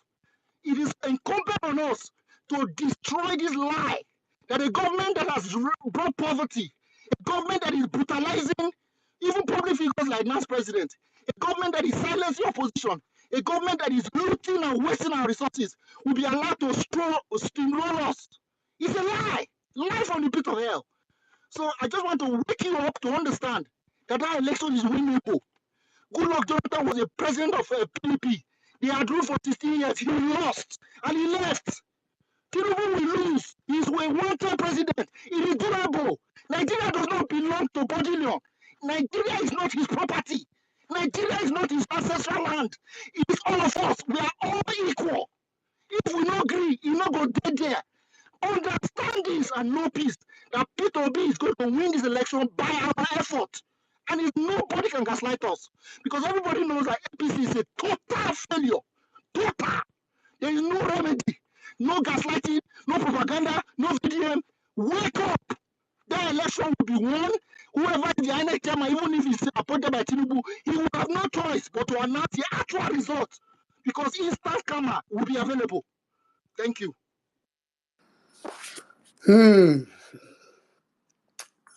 Make I fake clap for you first. I didn't do that clap just to take away from what he said or to make it look like it's something that just deserves an ovation. It's really because, to be honest, the way Mr. Steve just said now is the mindset that Nigerians collectively needs to develop going into 2027, right? And like I say this every time. It's quite, for me, man, these people got, like, they have Nigerians in the mind so badly. For me, on a normal day, Tinubu should be praying for Nigerians to just ignore him enough to 2027. That should be where we should be now. Like, as of this point, Tinubu's daily prayer he should not even be thinking about contest. Like, his daily prayer should be, oh, make people, at the way they just go now, make they just ignore me, make I at least finish this one thing, make I just beg. It shouldn't be the way, and the truth is that we've made it really easy. Like Mr. Steve said, before, I know it's like when people say a government is a reflection of the people, but I can't the context in which you put it, I can't help but agree. It is just the truth. We've made it so easy. Saddam said it in the podcast with one of the recent podcasts that, and it's something that we've always said. Nigerians make it too easy. I haven't said it in the first Vawulence Space that we came, where NC probably misunderstood what I said initially. That Nigerians are the easiest. Nigerians are the easiest people to misrule. It's more easier, and I think maybe if I say it's easier to be a bad government to Nigeria. It's easier because we make it easy. So even if if a government wants to be good, or a governor, look at Alex Soti, for example. I can bet you for free, Alex Soti is struggling. I saw Soludo, Abi Oludo as soon as they call down Idodo the other day. I think today or yesterday, but I heard somewhere now that when Tinubu went to Anambra, he was already making comments, or like he has given all those things are because those guys feel like the only way you can't beat them is join them, and their politicians they will join them. Just Peter Obi is an outlier, so just leave Peter Obi. So please, first of all, the first step is not to accept that mindset that 2027 is gone. But I need to also tell you that whatever will happen in 2027 starts from today. To be honest, I don't think the environment has been heated enough. That's why these guys are free to do what they are doing. They have them. The Nigerian environment, and I understand, so Nigerians are hungry. The Nigerian environment is too cool for a country where people are suffering grievously. Grievously. It is too cool. It is too cool. It is too quiet. It is too abandoning of the government. Let me help you. Let me help you. You see. What people don't understand is how much. I said it when I say most times I give Tinubu his flowers. People don't understand. This guy understand what it means to capture a state. And when you capture a state, you capture the voices that dictate and control the state. So when you capture some few voices and capture the system that makes those voices be heard, when all those things are in place, it is easy for you. So for him now, he would have want to capture the social media space. Go and listen to what Akpabio said.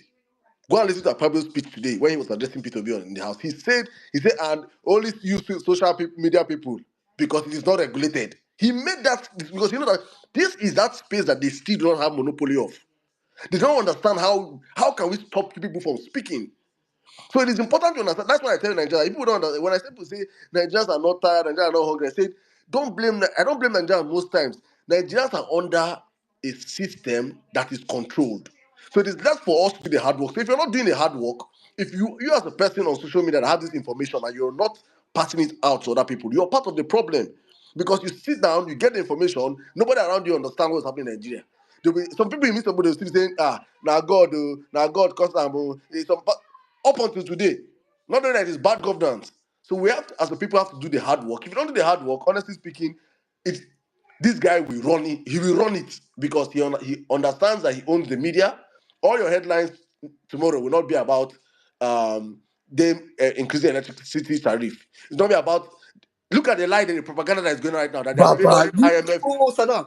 Did you hear about the IMF own the IMF scam that they are paid off? That it is the history of Nigeria. They are paid off IMF, and that propaganda has permeated into the society already. People are saying, Tinubu don't pay off IMF, not knowing that debt was what Buhari got from COVID-19 with a 5 years a lifespan that he must pay it in 5 years. So there is nothing that you people APC got that debt. You have to pay their debt. Debt of how much? 1 point something billion dollars that one rich man has in his pocket. That one politician has in his pocket. These people are fucking and they make it feel like that they have done a great work and they're advertising it. And you see that headline tomorrow, Tinubu pays out IMF this. They will carry it on your radio stations, on your TV stations. Your father, your mother that are not aware of all these things will say, he done the work, he done the work. So we have to understand who we're dealing with, that he understands the system and how to run the system. And we have to start working towards making sure that we push this message far and wide. Now, there I will end. Let's go back to our speakers, please. Thank you. You can start by pushing APC supporters. Anyone that is in your area, if you push and start gutter. I don't mind. Anyway, thank you very much. Thank you very much, Mr. Steve. That's honestly, that was a very sound submission. Quickly, I'm going to go over to Mr. Saratin, then I'll come to Nimale, then we'll take it from there. The Lord bless you, Saddam. How you guys doing? Can you guys hear me? Yes, we can hear you. Go We ahead. can hear you. We can hear you. Okay. Steve Old, everybody, Mommy Bolanle, the Lord bless you all. My brother from Edo State, Ofu Egberi. I greet everybody. I think, let me start with discussion. What Pio said yesterday, that is a full, our day before yesterday, is a full opposition speech. That is opposition, not the one he has been saying, like he garnish it, not for them not to get angry. No. You say it and point it at their doorstep. This is not democracy. Spell it out where. This is why it's not democracy. Edo election was a mafioso. Spell it out where. That is not how to run election. That is how opposition speaks. When Tinubu was speaking in 2013 and 2014, Lai Mohammed was speaking. Any little thing about PDP, one even if it's tweet, Sarah report just flash it, even if it's whether the story is correct or not, they will trigger it. PO should even speak of Sheyi Tinubu beating Nance, kidnapping Nance president. It shouldn't just garnish it. We don't know whether it's allegedly. Say it the way it is and let them be dragging in that mud. Because when God give you voice and you decide not to use it, you are wasting time. Look at what Saddam said. People called me here and said, they said this year, yeah, man, he has done something good though. He wiped off all the debt in IMF. I say, for where? They said, that's why we called you. And I said, it's a lie, blatant lie. And I began to show them how the message came. They just fabricate it from the pit of hell and throw it out there. You know, yes, everybody must agree that VDM kidnapping and Gestapo was a full distraction from this last president thing. Sorry, everybody, I will have to let you know it was Tony Aneni from Edo State, my own state, who handicap and cripple National Association of Nigeria Students during PDP time. I will tell you the plain truth. Since then, NANS has been so useless. Vietnam's president will be using a car then, Prado Jeep, all at tear rubber. So that's why you even see this noise here and there. There is no branch of any NAS that could even come out apart from his own clique in that same NAS system. No NAS from any other place is saying, don't do this, don't do that. Why will you do this to our head? No. NAS have various branches. But why are they not talking? Because money is changing hand like water in these hands of these young boys. So you see Tinubu going into that system, trying to cripple that system, doing everything. Went to that hotel. Hotel couldn't release video now. Shay went there now. The boys who saw Shay, they didn't know Shay again. The guy narrated everything, even what the guy wrote out that Stephen was quoting. You will know that somebody who was macheted in admission. Then all of a sudden, the video issue for like 4 5 days. Then the boy is not sending text message. Thank God he's I'm getting coming. information. Sorry, Osareti. I'm getting information right now that, but it's not yet conclusive. But I'm getting information that Nance have come out to debunk that circulated Yeah, yeah, you message. are right. That's exactly what I want to say now. They Go on, came please. and debunked it and said it's a lie. Whatever you receive from that guy up till now, his phone is not going. So that means DSS is using that phone. Those are things PO should be talking about.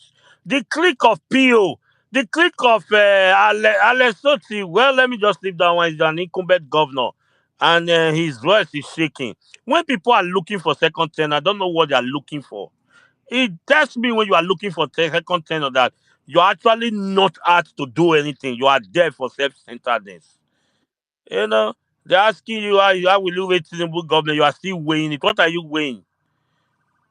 How many months is Ibrahim Traore? This nonsense government. So the people with PO should let him know. Don't tweet about say Tinubu. Any function you go tomorrow, next week, since they call you function president, go there and make those speeches there until, like Saddam said, they will not announce so that they will not be giving you mic again. Then have your own mic like VDM and make speech. You are in opposition. Pay newspapers to put it in their headline. That's what the work of opposition. You handle everything in your own way. You know. So, like you said about very dark man, yes, it's from my state. It can be sway and be used.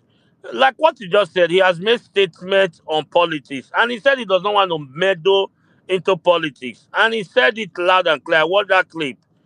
He said the way the oppositions are going, they are not serious.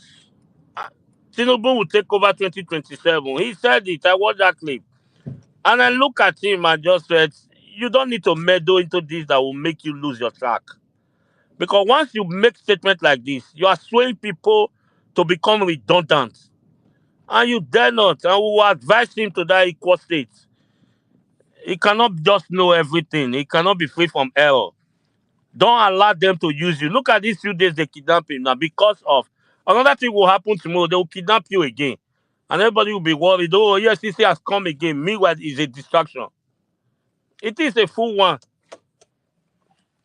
Then I will talk about this.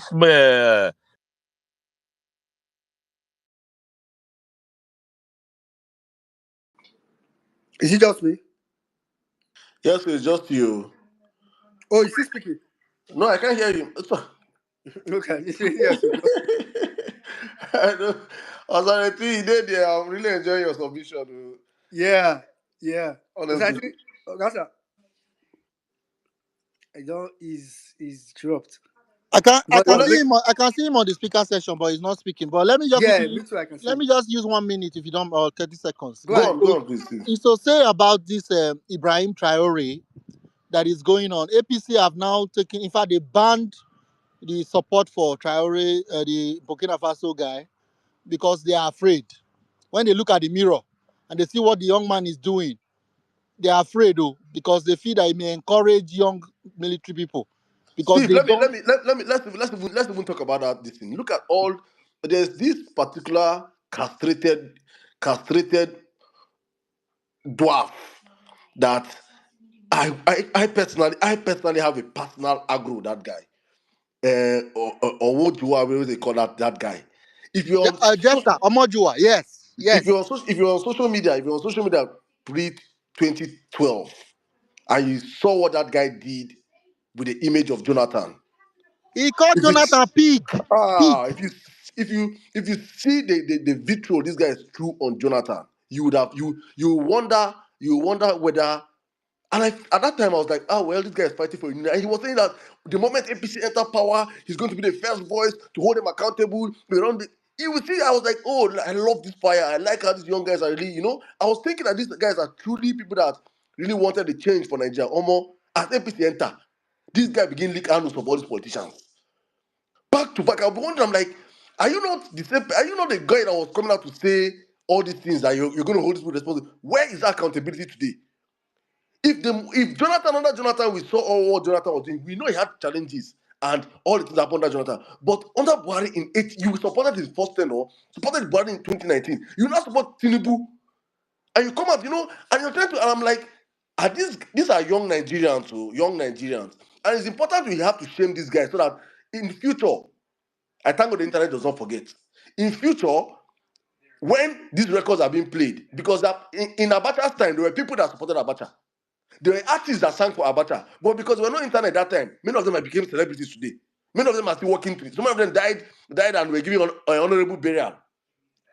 But tomorrow now, let it be known that these actors that brought in this APC as a calamity upon Nigeria, their names forever. There is no rebranding for them. There is no rebranding for them. Master Dan, thank Authority, please you. go on, sir. You know why I brought? I was talking about one young man who talks about whenever he speaks, he will always end his statement with, "We need to face our neck." That our neck is the Nigeria. Man was in the National House of Assembly today, and he said he's submitting a petition on electoral matter that he will encourage everybody to go on hashtag election, INEC must fix IRF and the rest. So that is his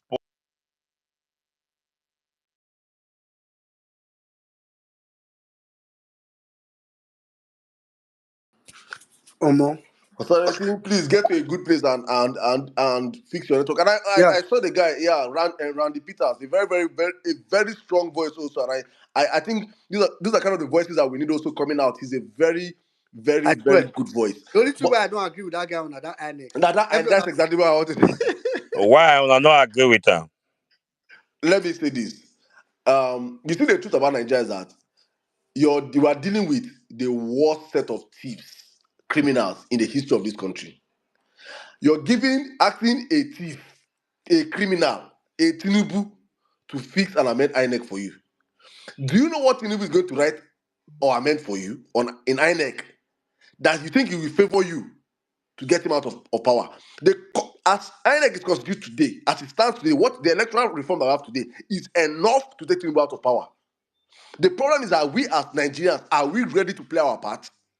If we're ready to play our part and we understand that from election day that we watch our votes are being counted from polling unit, we all go from polling unit to coalition center together. From coalition center, we go to state rec. All man, they march, they go. When they see the mammoth crowd that comes, there is no amount of rigging that you can do. Before they carry this to Abuja, every state will announce them. See, it is citizen activation that we need to do. So anything you're doing about INEC, Tinubu and Akpabio are thieves. They will not reform for you what will take them out of office. It is not understanding these things. So me, I see everything. I'm going to have a chat with that my brother. I'm telling him, bro, I like what you're doing, but you see this movement where you say reform. Tinubu, reform for your INEC. See, Saddam. Tinubu go talk say they will talk say diaspora voting, and the next thing they will say is that in diaspora voting, diaspora has voted. They will give you. They will say from Niger Republic, 2.77 billion people voted Tinubu. How you Saddam. want to go court? How you want to go? Okay, I'm So, saying I don't need any reform from Tinubu. Tinubu don't reform anything. Leave us as INEC as it is. Leave it for me as it is. I will, as long as I can monopolize Nigerians, we will pursue you. But if you allow that man, your car dey bad. You carry your car go give quack mechanic. Say make quack mechanic fix am. Now there I end up. No wahala. Let us go on.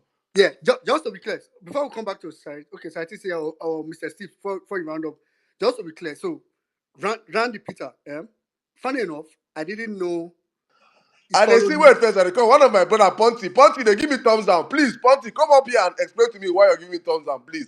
Yeah, I don't know okay, it once all. you come, I'm I just like the giving way my the own two conversation is going. cents. Please, I really want to know why you really think we have to reform INEC. So let me just say this. First of all, I need to first say this in case if Rand is even here. Rand is my guy. I don't know him in person, but when I started seeing, I think God gave me this gift of easily just first seeing people when they come out. People were here when our brother Dan Bello started coming out. Once I see someone, even funny enough, even this VDM wey dey talk so, some people may not know this. VDM came into limelight. Some people think VDM came into limelight from skin, this thing. No. Some people don't really, that's where some people knew him. The first point, VDM really started coming to limelight in 2023 election. There's a video of VDM parrying. The first time I saw his video, parrying very badly about Lagos State election, post-presidential election, about the old Yoruba attacking Igbo, about MC Oluomo's video. He was parrying very badly, and he was like, I be a dope boy. In fact, it was that Edo boy that first cut me. Like, this guy, a dope boy like this. And that was then. So, Randy is me and him will chat on the DM, maybe not often. In fact, I think the last time we spoke was just days ago. But I can tell you, to be honest, like Saddam just said, it's only that but the reason why I can't discourage him for it, for me, if you are speaking and you so much believe in what you are doing, I don't want to be telling people, oh, this is how you should really do it. So that's why I've never had to tell him that, oh, this way INEC no go work. As long as he's speaking enough to reawaken people. But to be honest, see this way Saddam talks. Saddam, you started from election. To be honest, if we want to take back Nigeria in 2027, It starts from how heated it is now. You see all those fire that APC did before 2015 election, 1 year, 2 years before, where good luck, everybody was so afraid of the electoral environment. Like people are going to be afraid of what will happen. That's where it should start from. It should be so like, I don't know how to explain. It should be so heated that even people that a professor that knows he wants to go and call election result, he will think twice before leaving his house. He will prefer to say, okay, I'm not taking this job. Oh, I'm not taking it, than to say, oh, I want to go and take it and I'll pay. If he knows he cannot stand the temptation of collecting the money, he would rather not take the job. It has to be so. I mean, to be honest, I really. So it starts from now. But what Saddam was saying is true. Let me just tell you guys, the current electoral whatever is enough if Nigerians wants to really take power. It's really enough. I'm not saying it's perfect. Don't get me wrong. But I'm telling you that improvement is not the first thing now. If you want to say let them do reform, okay, people can tell you, oh, okay. In fact, I don't want them to do reform, to be honest, because if we do reform is going to give Nigerians a false sense of security. If you're a risk manager, you know what a false sense of security is. It's going to make Nigeria, because the first reason why we had a false sense of security in 2023 is because we were so sure of the electoral reform. So if they can give you another, if Tinubu will come today now and they do any law and say, oh, IRF results must be calculated, I don't need it. Because that will make you sleep, and you don't know that they've already done how they can calculate the IRF result. One of our brothers is already talking to me about that, but I don't want to say it until, like, I'm not going, to be honest, I don't want to start broadcasting, but I can tell you that the only thing that is needed to win 2027 or even kick this people out of power is just an outright revolt of the people, nothing more, nothing less. Every other thing is an addition. In fact, personally, I don't want Tinubu to reform. I beg. They should not reform anything. If they reform, Nigerians are going to feel too safe. I say, okay, they don't do it. Okay, maybe they say go work now. It go work. It go work. It go work. It go work. Let allow people speak. Huh? I beg. So Tinubu please, report for you, please, I INEC. beg. Tinubu August, report for you, INEC. What Saddam said is true. He will Tinubu report never for me, sign. INEC. He will Tinubu. never sign anything that will be against him. Nobody should shy away from that. That's No, a candid exactly. truth. No, nobody. I'm not going to discourage him. Whatever I think is good. I'm not going to tell him no, don't do it if you feel like. But I'm telling you that the truth, as I stand, No, that no, no. That's a candid truth. We don't need to shy. You see the way they. That was why I was angry with so many lawyers. I said they shouldn't tell me they are learned. All of them was cowardice in that aspect of that law. When they know INEC can make choices, that was not what they told us. We that were carnal, that does not have that knowledge of law. They didn't let us know until we now find out that INEC can make a choice. So I just tell them, don't tell me you are learned, you are one of our problem, except some microscopic few. So with that one, I think we should start this trend, like my brother just said, Steven. 2027 is a done deal for PO because of the colossal failure of the Tinubu that they rig in. So we should go with a narrative of our own. Saddam break down so many things when he was talking. And at times we flip it out here because we were once with the politicians. We work with them. We see how much they give to press. And I keep saying it often time is what happened in my own eyes. They come every morning to collect their weekly bill. A Vanguard, okay, go and write this. The next morning, Oga will buy the Vanguard will come. Oga will say, okay, circle that area I paid for. The PA will circle the area and open it in Oga's table. I won't tell you the kind of Oga. It's a politician, he will open it and say, okay, what we ask him to write, he actually wrote it.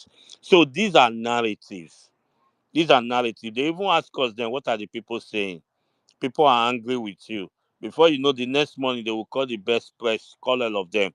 They will not tell somebody, they get a professor or whatever, go and speak like this in that television station.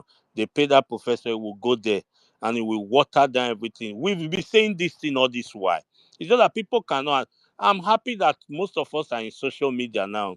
And the social media is coming into limelight so big that they are looking for a way to regulate it. And for your notice, soon Meta will leave Nigeria. Soon, I think another one will also go again. So don't be surprised that every one of them will pack up. Something is happening behind the back door. What is actually happening behind the back door? They are slamming these people with charges, and it's millions of dollars that they are charging them.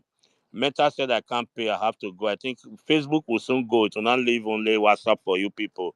So this is the back door way they want to close so many things before 2027, because the social media enlightenment, whether we like it or not, what happened in this since Friday of VDM, what happened to GT Bank and the people who came. We talk about organic protests. VDM, Rate, or everywhere many people who love VDM, all were organic. This time, Stephen can tell when we are telling people, let's protest, then you will have buy pure water, buy this. Nobody bought those ones for those people. They did it on their own, just like the NSAS movement. So, something organic like that, whether they like it or not, people have seen that the social media, without even anything, can make people rally together. We might flip the coin and say these people might have kept VDM longer than this, but the fear, when people protest before, you see tear gas, this, that, like Saddam said, in the other way. We don't even know why there was no tear gas, there was no beating. They actually beat somebody, but the organizer just told them, say, we are not going to fight. We will stay calm. We know they will sponsor opposition to come and make us get angry. Let's not be angry. Let's focus. That was their watchword. So I want us also to carry our own narrative. I subscribe to that your this thing podcast. I had your advert, everything.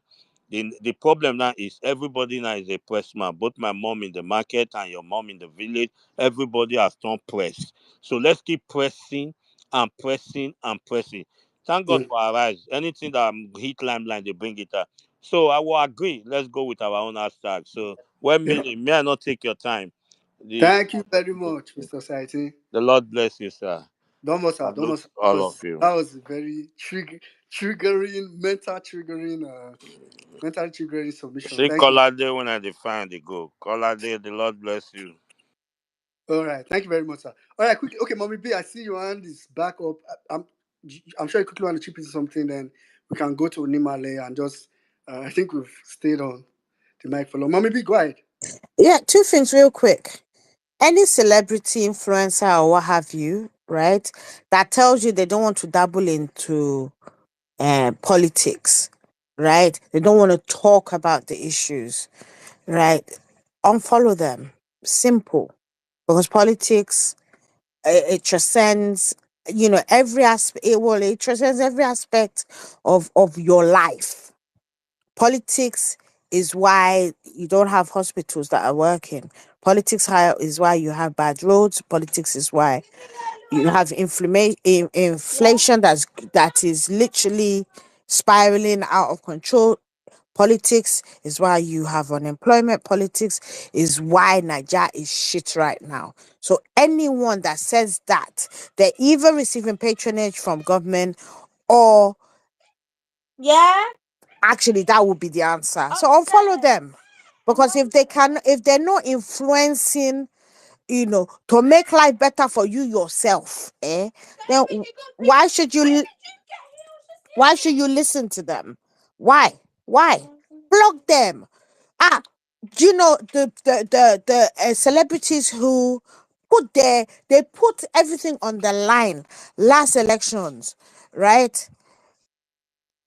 Do you think they were idiots? No, because they kind of like decided that actually this is going to affect all of us. We have to get this right. So anybody that is telling you they don't want to dabble, block them, unfollow them, right? You cannot reward that, because it's like Nigerians, we know to get sense. That is when they will do a live and all of you will flock there.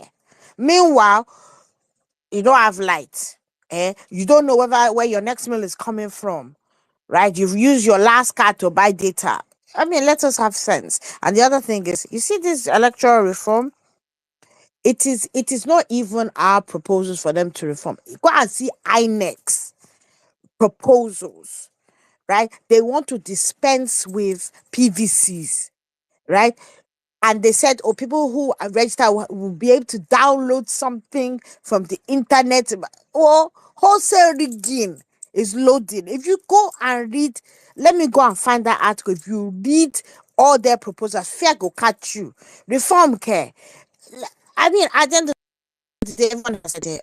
If you want that change of government, right, you have to do the hard work, right? It is not just PO can get the votes. We know that much. It is whether or not they will announce what he got. That is the key issue. And since we were blindsided last time, we all got fooled by the Electoral Act. We all got fooled. Let us just admit it, right? The Electoral Act is it's good. It's a good piece of legislation. Does it have loopholes? Yes, because those are the loopholes that they use in going to court when they sent us to go to court, right? But that's not even the point. At the end of the day, right, we have to finish what we started in 2023, which is not only get people to vote. We need to get people out massively. Two, right, we need to follow the votes, right? To in fact, like I said, if you see a mob, war wreck will announce nonsense. At the end of the day, right? It took one brave person, right, and that's why Abia State has a decent governor. Right. But then did you not see how many people people themselves, it wasn't like they sat in their houses. No. So we know what the mistakes we made last time. Let us now get it into our heads that we have to do what we did last time and more. We can get the votes. The numbers are not. That's why all these permutations. Oh, he should have this. He should have this presidential. He should have this vice president. No, he got the votes with the person he had. It's not about getting the votes. It's about us finishing it off so that they go fair. People say people are not smiling. People are not smiling. Thank you, Ayod. Thank you very much, Mommy B. Thank you. Let's just go straight to Onimale. After Onimale, I need to take a lot of presents that were up, like almost from the beginning of the space. So, and I think that after Onimale, I know Olusegun have been here for a long time. Then I quick, Joby did not run today. I don't think I don't look for your submission. You go wait tomorrow, I beg, but not wrong. Onimale, please go ahead. Thank you, Eminem. Can you hear me? Yes, go Okay, ahead. thank you. Thank you, Saddam. Um, Women now happy belated birthday. God be with you, bro. I want to say something. Yeah. One first thing they want to do again. They want to start like someone said talk about like forget 2027. It's already for you know. They want do the morale, new. They want do the morale. People they hungry. Even yeah, anybody. People they hungry. People they hungry. More than they won't be like Lagos State election, local government election. What we say now only PC they run now. You know, Koribel, this is our future. This is our future. And there's one thing again I'm so happy about. Peter Obi speaking like that on that day. Now the that's the kind of eyes I want to see. I saw his eyes that day. I see this man is ready. Now we are ready. Not for anybody. Go where they know fit go. Go speak for where they know fit go. Because they can't go there because they are criminals. Open book for them. Not for make we not fall for these people. Make it we not fall for any one of them again. Madam for one more, make it not fall for them. Let's call a spade a spade. You say, okay, what's okay? We don't paro. 1 year, 2 years is already going now. 3 years. The petrol is still over 900, over 900 naira. You can't continue living like this, so. You can okay. I want to talk something here. Obedient. Why we know they call Tinubu in name? He's a drug lord. He's a drug fraud. Why are we scared? Oh no, why are we scared of him? You can see if you go and check POs, go and check all PO posts. They are calling you fraud. Go and check him. Am I like a for why would they fall for them? They are all criminals. 419, you want 419, you want their 419. That's why I look at that bro talking about the INEC, one go meet 419, make you organize, make you a gambler, make him do rules for you. A guy, a 19, make him do this for you. I want win the election. No, more face what face us. Let's face what face us. How we can go on the election, we vote, we stay with the vote. Anywhere they want carry us, go on carry and go. That's the spirit we have to have. That spirit, that's what we need to be talking about. How we can generate new voters. Are you getting me? How we can generate new voters? Where will they go? More face what face us. So thank you. Just that. Thank you very Thank you very much, Onimale. Okay, quickly, no wasting of more time. I'm going to Olusegun. After Olusegun, I'm going to come to. I'll just quick. Okay, Iman, and I did raise your hand because after Olusegun, I'll come Okay, to. good evening, everyone. Go ahead. Okay, good evening, everyone. Thank you, Saddam and Wemini. Thank you for accepting me. Okay, so the good evening I just said now is only for obedient. The APC dogs, God will punish all of you. See, I think people don't still understand what we are dealing with here. Nigeria are just the best to win war is to act like them. If you think you want to go and I go and do what you see, or you card, you go and skill, and you think you now see yourself. You are deceiving yourself. Is it just me or If you want Olusegun? to win this election, It's not. the Nigerians really want to be rated. Is it just me? Were It's you not. guys hearing Olusegun properly? Okay. Hello, can you hear me? I try again, but there's this Hello? issue with your. Try again. Let's see. Okay, can you hear me now? Yeah, yeah. Just try again. Let's see. Like. So what I'm saying is very simple. Nigeria is a capture state, and to win in a capture state, you don't have to, because these people will never play by the rules. They will never play by the rules. So now I will tell you guys, if you do that election, we don't have any voters. We don't have an issue with PVC. We don't have issues with people that will come out and vote. What we have issues with is, would they count the votes? Would they announce the real results? That's what we have. That's what we should be more concerned about. It's not about going somewhere. Even the average market woman will never vote Tinubu.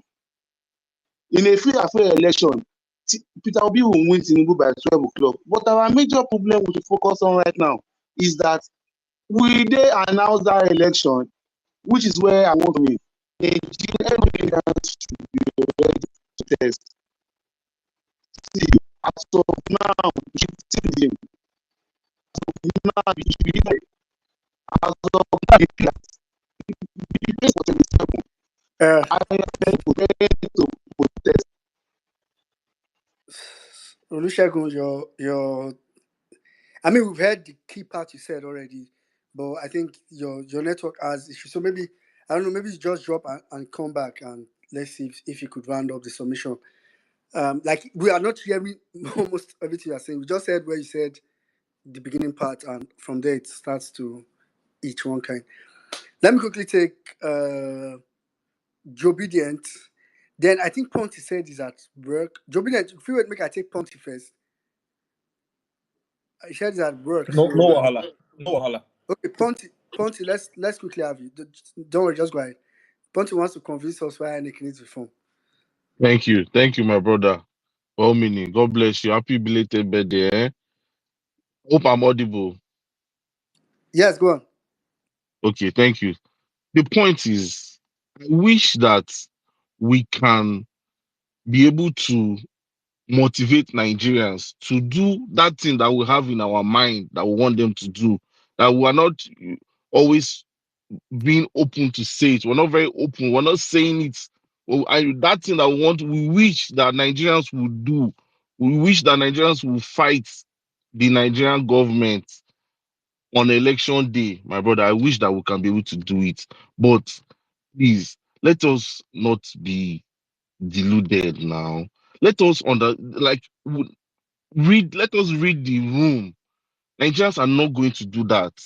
In fact, after 2023 election, there is now a very, very huge voter apathy. A lot of people, a lot of our people, our relatives, what they have resolved for is for Tinubu to do 8 years. If worse comes to worse, they will allow Tinubu just do his 8 years jeje, and go. Nobody is ready to come and fight that fight that we're hoping that we can motivate them. We did not motivate them after all the rigging that they did in plain sight. Please, is that thing we're trying to do is not going to work. The only thing we can do is to demand legally for electoral reform. That's those loopholes that were in, because we all know that in a free and fair election, Peter Obi will beat Tinubu hands down, will beat all of them hands down. But there were loopholes. We need to fix those loopholes, or at least to the best of our ability, try and fix it. Allow them to still try and figure out a way around it again. We should stop saying that Tinubu will not give us electoral reforms. He will give it to us because it is our legal right. If we demand for it, we cannot demanding for Tinubu to leave government and all that kind of stuff. Those things are illegal. They have rights to send the police against us. But if we hit the street demanding that the electoral reform which we present to them, that they must sign it, eventually they will sign it and try and figure out a way to go around it. We have to do our own part. Let them do their own part. But I'm saying to us that the only way that we can do this thing is through electoral reform legally. We cannot fight that government. If we keep wishing that we're going to bring out our own talks on election day, or we wishing that people will come and fight, people that fought last year, what happened?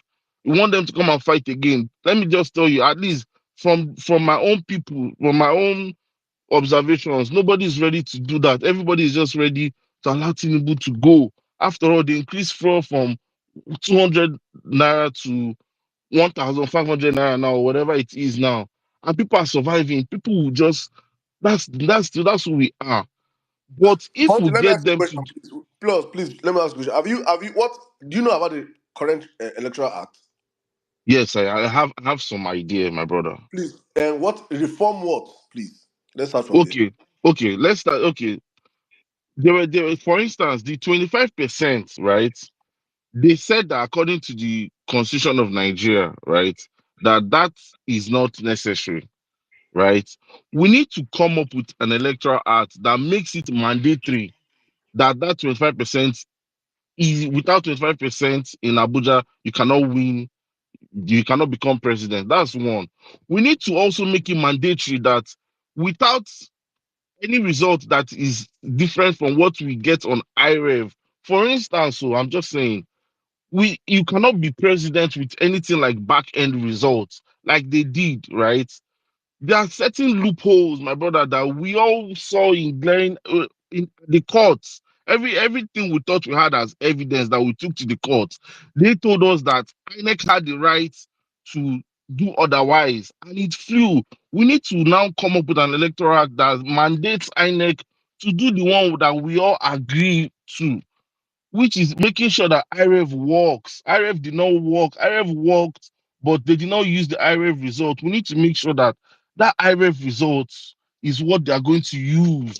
And then we also need to try and make them improve on it. There's an electoral reform proposal that I've been hearing Dele Farotimi talk about. Maybe we should all reach out to him. I think it's even up on a website. Let us go through it. You see, it's very, very, at least it covers a lots of loopholes. We need to do that one first. Then, because if we don't do that one, people will not want to But come out calm and down vote first. You know, again. from what That you're saying, voter apathy, eh? you see why I told you to come up with that. I like arguments that if I want something right, I've come out and I've tabled it and said that me this is what I believe, and I come with my own facts to back what I believe. I was expecting you to come here and say that this electoral reform that you're coming up, this is the point, this is what you want them to do, this is what that is meant to be done. maybe that delivery to me this thing that you have gone through it yourself. You now believe that this reform that is coming out, because everything you've said here are things that in an election that you want to win, 25% in Abuja, if you beat Tinubu hands down across the country, you don't even need to talk about That 25% was just Abuja. an example, you know. So please do the hard work. Don't tell me I'm standing on a fact of the hard work of what I've done myself and say I look at these criminals and say I cannot carry my damaged car to a quack mechanic and expect the quack mechanic to fix it for me. I'm That's not just that's saying me that. being that's me The being point I'm realistic. saying that, And my wait brother, first, I'm coming, bro. And you're saying you're coming from the angle that they say, we need to hit the street.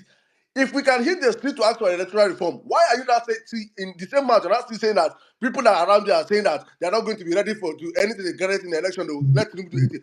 The same people that want because to that you electoral, want to hit the street with should be, be ready also to defend and die for their vote. It is simple. no, So no, my brother, we don't because cherry pick electoral these things. reform is a legal right. It's your vote. It's Is a protecting your vote, legal not a legal right. right. You're protecting your vote and voting, not your legal Where in right. the constitution does it say that after voting we should stand and protect our vote now? Uh, Where Ponty, in the constitution or electoral act is it? It is not stated there Ponty, now. That's what I'm Ponty, saying.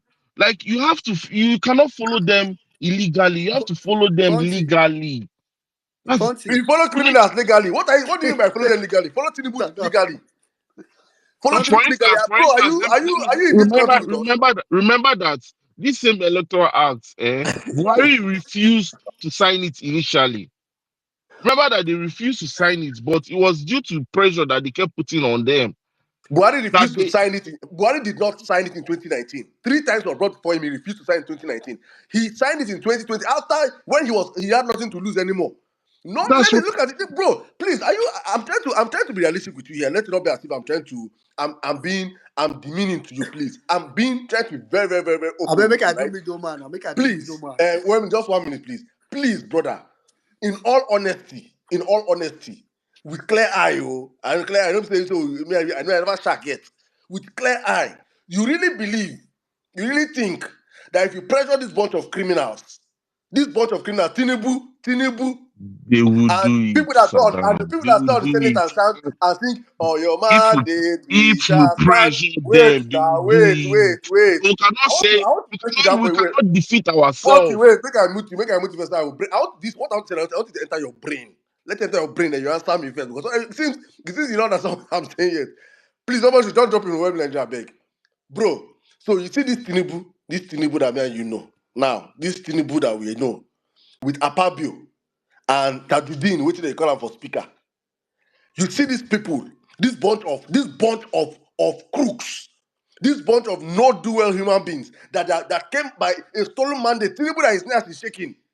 You don't gonna meet me and say, sir, which of the senators will even go meet ourselves, go present that bill to them? Which senator do you think we have got that we have the mind to even say, let me go give you bill, I will take you out of office? The kind cocaine slap we go give them. You might not even come from outside life. So please, I'm trying to be a very realistic person. I don't like being. I've passed that time of doing all this. I tell myself the truth. The truth is that Saddam, Tinubu cannot give you any reform. In fact, if Tinubu gives you Saddam, it reform, is it's our like right.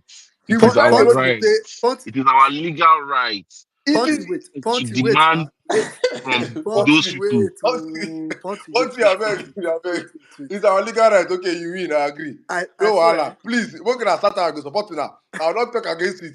If it I want. happen, I hands up and Saddam, say no Saddam, wahala. Saddam, Mona leave Ponty. Make Ponty talk with him one talk. You get what he want talk, he want make sense. Mona just But allow to him go, finish. go, go.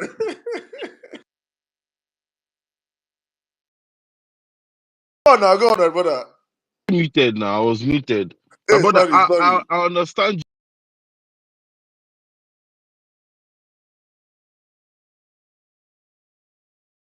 on them. It is our legal right. They cannot send police against us because we're not demanding for something that is not in the constitution. We're not trying to remove the government or we're asking them for something that is our own right.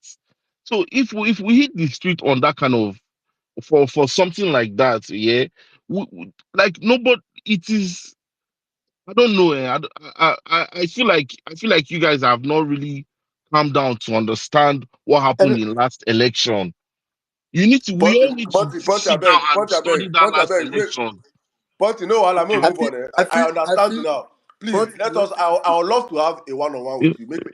So that No you help break wahala. it, see, No break wahala. it No down for me in wahala. a way that I will understand. Will Break I it. I will mean, because of I my will work come and right now. I'm champion it for trying to you. rush to go back to work, my brother. But don't worry. Just later, and then we'll do it for back I will channel. I beg. inbox you. No wahala. No Thank wahala. you very Sure. much. Thank you. Thank you. God bless you, bro. Thank you. But it's good we have these conversations, though. Well, let's go back. yeah, thank you very much, Sadaf. Thank you very much, Ponty. Honestly, I was tempted to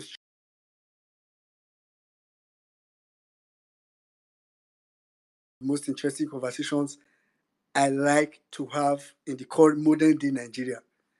But like Ponty said, Ponty has to go back to work. And the truth is that if I want to go that conversation, we'll not come on here today.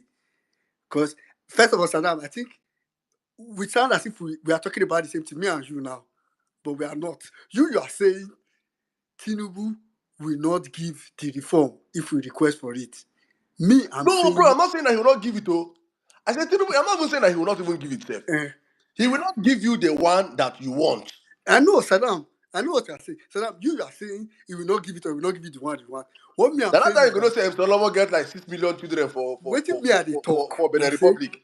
waiting me We at the go talk. vote. I say, even if Tinubu give you the reform, give specific ones where you want. The specific, if we have a conversation now, which we can't have now, where we can probe like anybody that have that school of thought, maybe a debate, right? Any other space, maybe we can have that kind of conversation. It depends anybody that have the school of thought of, if we reform the election, reform INEC before 2027, then see, just make a list of everything you think we can reform, like Saddam was trying to do with Ponty just now. Of course, Ponty was not prepared because he was at work and all that. Maybe when we want to have this kind of conversation again, make a list of everything. For everyone that you say, I will tell you the loophole. For everyone, every single one that you say, I will tell you the loophole that they can use out of it. Every single one. So the truth is, like Saddam said, I don't want to let's just keep this conversation here for now. Maybe I feel like the conversation that we arise another day. Yeah, we can do that part of our show next week. But let's allow people Yeah. react. Let's shift to go back to Joe Obedient.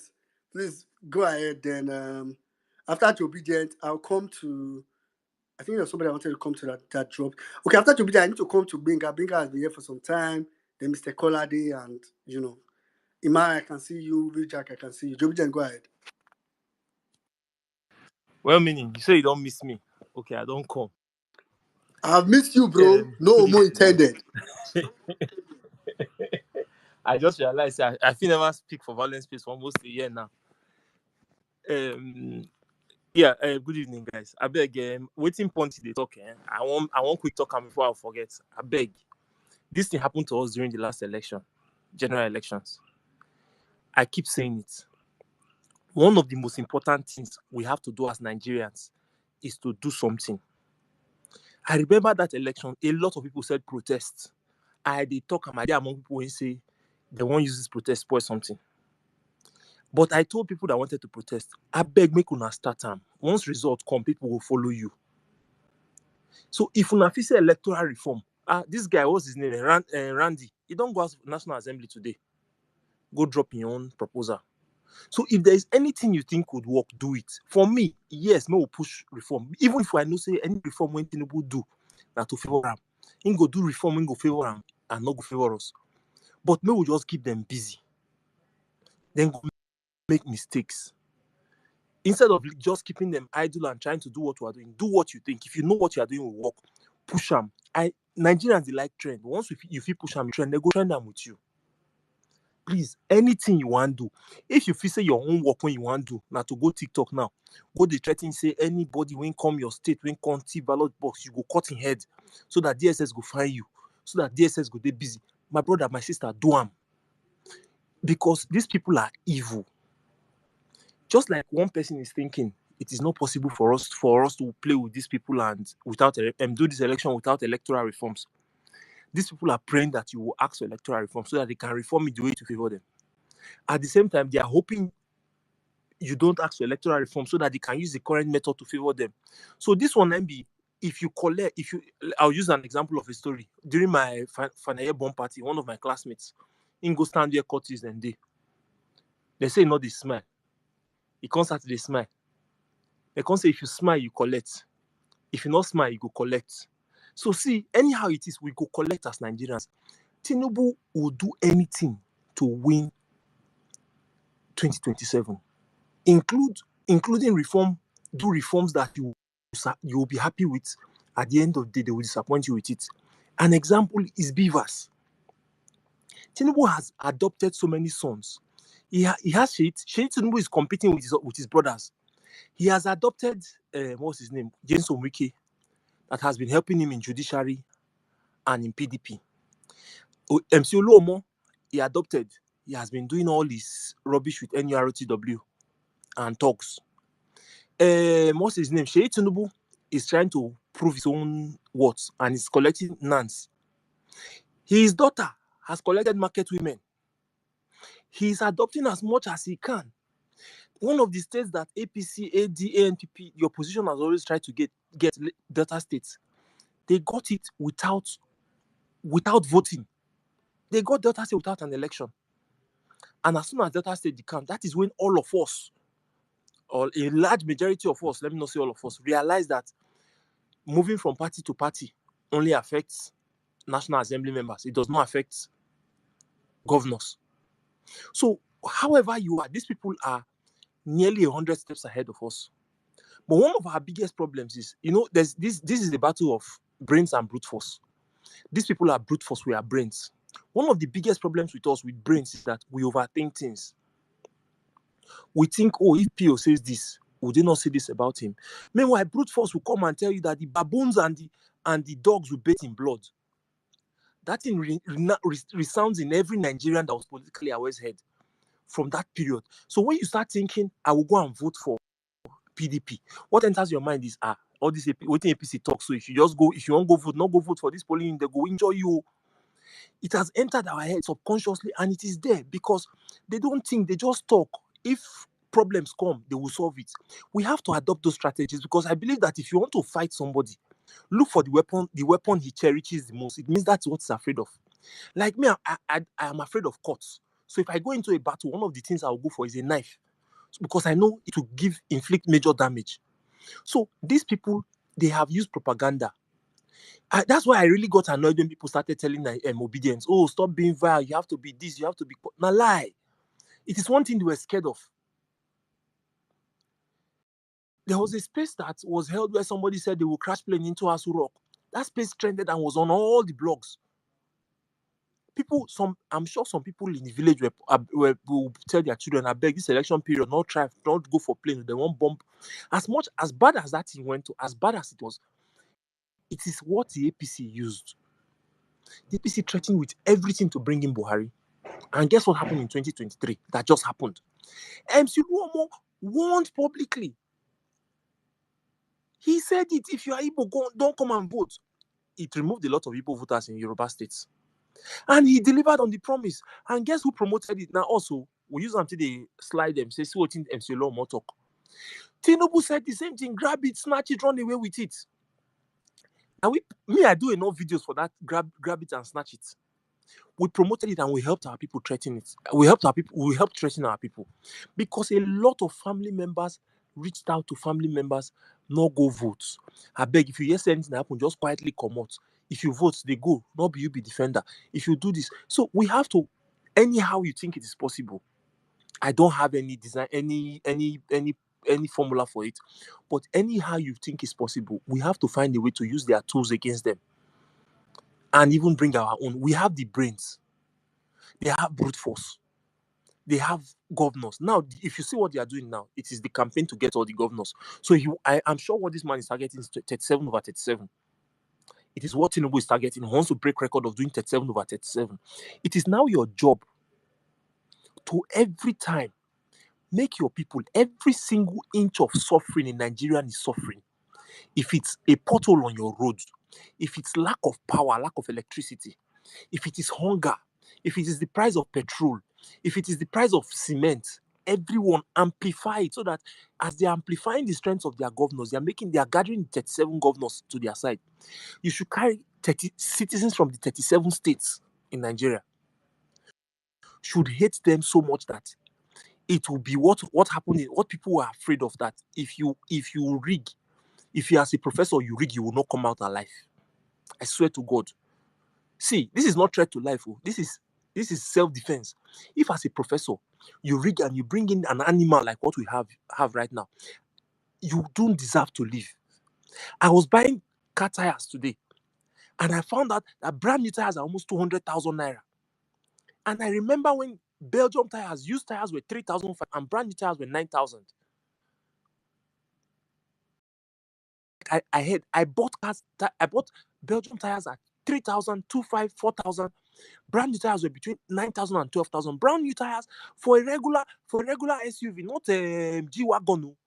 For your normal Highlander or your Lexus Jeep, it's 200,000, 250,000, 180,000. Belgium tire is 50,000, 45,000.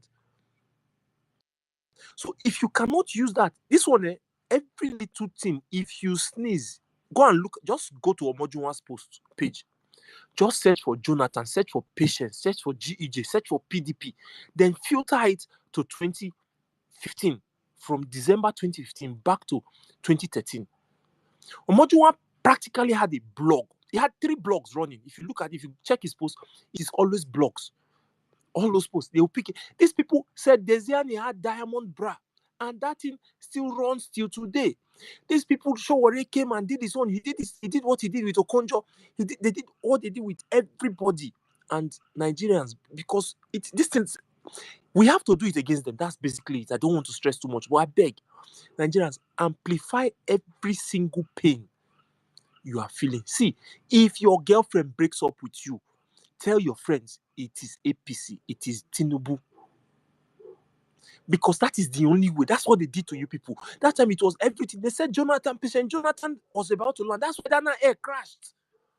If now me and you they talk and we go say, if we talk like this, people don't go believe. No. That one is too. No. I keep this. That's propaganda. Stop sensationalism. Say over sensationalize, because that is what will give you the people. You have lost governors. You have lost senators. Finally, now there is a clown. There are clowns in our movement. There's one specifically, Akin Tollgate. He made a post today, and was it today or yesterday? And I got very, very irritated by it. I've seen a lot of nonsense he's been posting, but somebody came up and human being, said, "Oh, he's sorry to his egbon or his friends that he did not vote them and he voted whatever he voted." Nigerians, you think we think that these people are decamping to LP from LP or to APC because they are bad people. No, they are doing it because they know there's no consequence to action. If there are consequences to those movements, I swear, people will have second thoughts. That it was happening to celebrities now during elections. When they know that these people will come at us with everything they have online, we will lose followership, we will lose this, they stop talking about politics. Some of them just pretending like they're not on social media. Is when they realize that all this now talk with the toxin, nothing they happen. We are still going to watch their movies, we are still following them, we are still engaging their tweets. If people can do I say to Reno Mokri, I've not blocked him, but I muted. I will mute you. I don't block us. Except I just don't block people. I will mute you. As in, if Sega Reno faces what Sega does, which TV station still calls Sega? Because it's not going to count anyway. So I'm rounding up by saying, Nigerians, obedience, I beg, you have the numbers.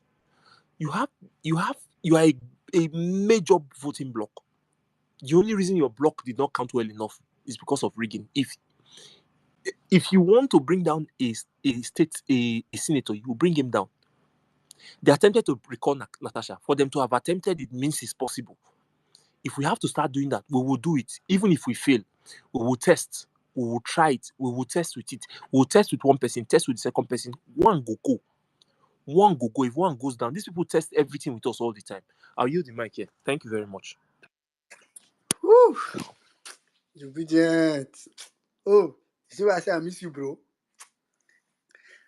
As in, I know we just add Shimbai join this way Obedient just talk. So I'll go to cut the next person. I know they add Shimbai. Hmm.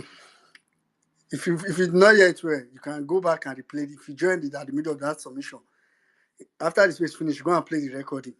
That's a lot of good submissions today. Mr. Kolade, please go. Oh no, sorry. Okay, I said Benga. Benga and Mr. Kolade. Benga, please go ahead and we'll come to Mr. Kolade. All right, thank you very much. Good evening, everyone. Happy birthday to you. Um, so let me start off by saying that concerning Very Dark Man, I have always seen through the guy, and for me, because why is it that it is every time when there is a national issue that is supposed to be at the forefront of all of the news, that's when Boyle go catch him for Yash that everybody needs to know about. That's when he would pick up a fight with Tonto Dike or Bobrisky. That's when he would come up with something that is going to now be at the forefront of what people are discussing and forget about the main issues. There was a time when Tinubu was accused of doing France's bidding, that is France, by sponsoring terrorism across some countries in West Africa. Suddenly, that was when VDM knew that the money we then gather for him accounts don't lose. Or the donation, somebody hacked into the account or some, like, why it is every single time when there is something important that Nigerians are supposed to focus on, that is when something is always going to happen to Very Dark Man, and that's what people are going to be discussing. So I don't, and let me just add that is Very Dark Man the voice? Is he really the voice of the voiceless? I would say no, and I will explain. Because the truth is that now that Very Dark Man has become popular, a lot of persons, he's going to get a lot of DMs, he's going to get a lot of messages, and the people's messages who that he would most likely get to see easily are the people who already have maybe big accounts, blue ticks and all of that. So if those persons are maltreated, for example, it is those persons who already have the means to even, they might even be able to do away with the whatever money, or let's take, for example, somebody has been defrauded of maybe 5 million naira. For somebody that has 5 million naira, for the most part of it, you would know that, of course, the person would feel the impact of that loss, but no be money where they go say, "Kai, now this money go kill this person," necessarily, at least in some cases. You understand? So now those kind of persons, now he go even be inclined to see their messages more than the random person that has been defrauded of 10,000 naira or 5,000 naira. And for that person whose 5,000 naira has been stolen from him or her, it means a lot to that person. Do you understand? So what are the chances of the people who are really oppressed being heard or being seen? Because you can send him a DM and maybe for like 4 months plus, they never read the message. Like, he never read the message, and I'm not even blaming him on that one, because you would have a lot of messages coming in and all of that, and you can only do so much. Do you understand? So in that aspect, you would now ask yourself, is this guy really? Because the aim, if in the end, or if at the end of everything, the people whose voices are supposed to be heard through this particular guy are not being heard, I mean, then what's the point? Do you understand? So I'd like to start off by saying that this particular guy, because every single time there is something of note coming up, if people have been killed in Plateau State, he will go there and say that it is tin or columba or whatever that they found on the floor. You just look at the recent end bad governance election protests that happened. 2 days or a day before the protest will actually kick off, you went to Abuja to do a one-man protest. Then when people started protesting properly, I think 2 days into the protest or 3 days, you started telling them to go back home. As what? And because I was asking a question at that particular point in time. In what capacity is Very Dark Man asking people to go back home? As their president, or as the, because I don't understand. And these issues that people were raising at that particular point in time had not been addressed, and you're asking them to go back home. I don't understand. And these are the issues, because these are voices that people, Nigerians, listen to for the most part of it. So, and when Nigerians say that they are street smart, I beg to differ for the most part of it, because what we understand by being street smart is to defraud somebody of money, or to, do you understand? We play the fast one. Yes, yes, yes. But when it comes to observing patterns, when it comes to, deducing meanings from events, we fail woefully. Take CBEX, for example, the recent Ponzi scheme. If you can fall for MMM in 2015, and then Bigger, don't do. We have many thinkers. do you get? And then in 2025, big 2025, there is one CBEX somewhere that can still pull that same stunt on you. Then it shows that you are not learning. It shows that you are not smart. You can't Big, observe patterns and be bigger. able to How you going to identify. invest people with do CBEX? You don't do. Do you get? Yeah, It's but just an sensible point. example. You get, but now example, like we know. So when people say we are street smart people, we are street smart, events where they happen daily, they prove saying a lie. It's a lie. It's something that we've just told ourselves, maybe to feel comfortable or not to confront the harsh realities of life. That in the real sense of things, we are daft for the most part of it. Because if you're not daft, how can the same kinds of things, and that explains why somebody is still calling for one reform somewhere. Because if what they did in 2023 with the IREV, with the beavers and all of that, did not send a message across to you that these guys, Yeah. it be like say now force they need, and that force is not going to, we're not going to try to be diplomatic with these kind of people. If you don't send that kind of message to you, then I don't know what you have learned Uh, from that uh, 2023 elections. If you're still coming to say that, let them reform, did they not promise you that beavers will work? Did they not yeah. promise you that the votes would count? Did it count? So I don't understand. So All right, Benga. please, Just round up with 30 seconds so I can. all right, there's no problems. But basically, this is just to say that we must we must start asking the right questions. And I would say to us that, for me personally, I've started already, and I would want you guys to join me. Make life miserable for the APC supporters. At least if your hand will reach Sinubu, your hand will reach the supporter where they near you. Because you cannot be destroying my life and you expect me to smile with you. It's not going to happen. It's never going to happen. This is our lives that they are destroying one day at a time, and we must make them feel unsafe. These guys should feel unsafe in the society, because they are actually making life miserable for people. Look at people at 35, 40, they can't get married. These are things that back in the days, you'd see people that with little income, they can manage their lives. Now people can barely feed. Before you finish one food, you are already thinking about where you get the next from. Now life is this way people they live so. And then you have somebody that is enabling these people, and that person wants to feel safe in the society. No, hands supposed to start to touch people. Let actions make it start to get consequences, so that when people realize that even if they don't do it out of common sense, they go do them out of fear of consequence. So I Thank, think this is where I'm just going to yield the mic, so that thank you because very much, Benga. I Honestly, I would have, if not for time, I would have allowed you to just keep going. You made a lot of salient point. But I mean, except the daft part. To be honest, I know you just said that out of parable. Um, thank you very much for that submission. A lot of reasonable point there. Okay, quickly, let me just Joe. Joby, that you now No, I will you come back need later, 30 but seconds. I not talk some things Okay, later. okay. No, wahala. Let me quickly go to Mr. Kolade. After Mr. Kolade, I'm going to go to. Sorry. Okay, I'll come to Emmanuel. George, Okay. I see you. No worry, I see you. Thank you so much, my brother. Happy belated birthday to you.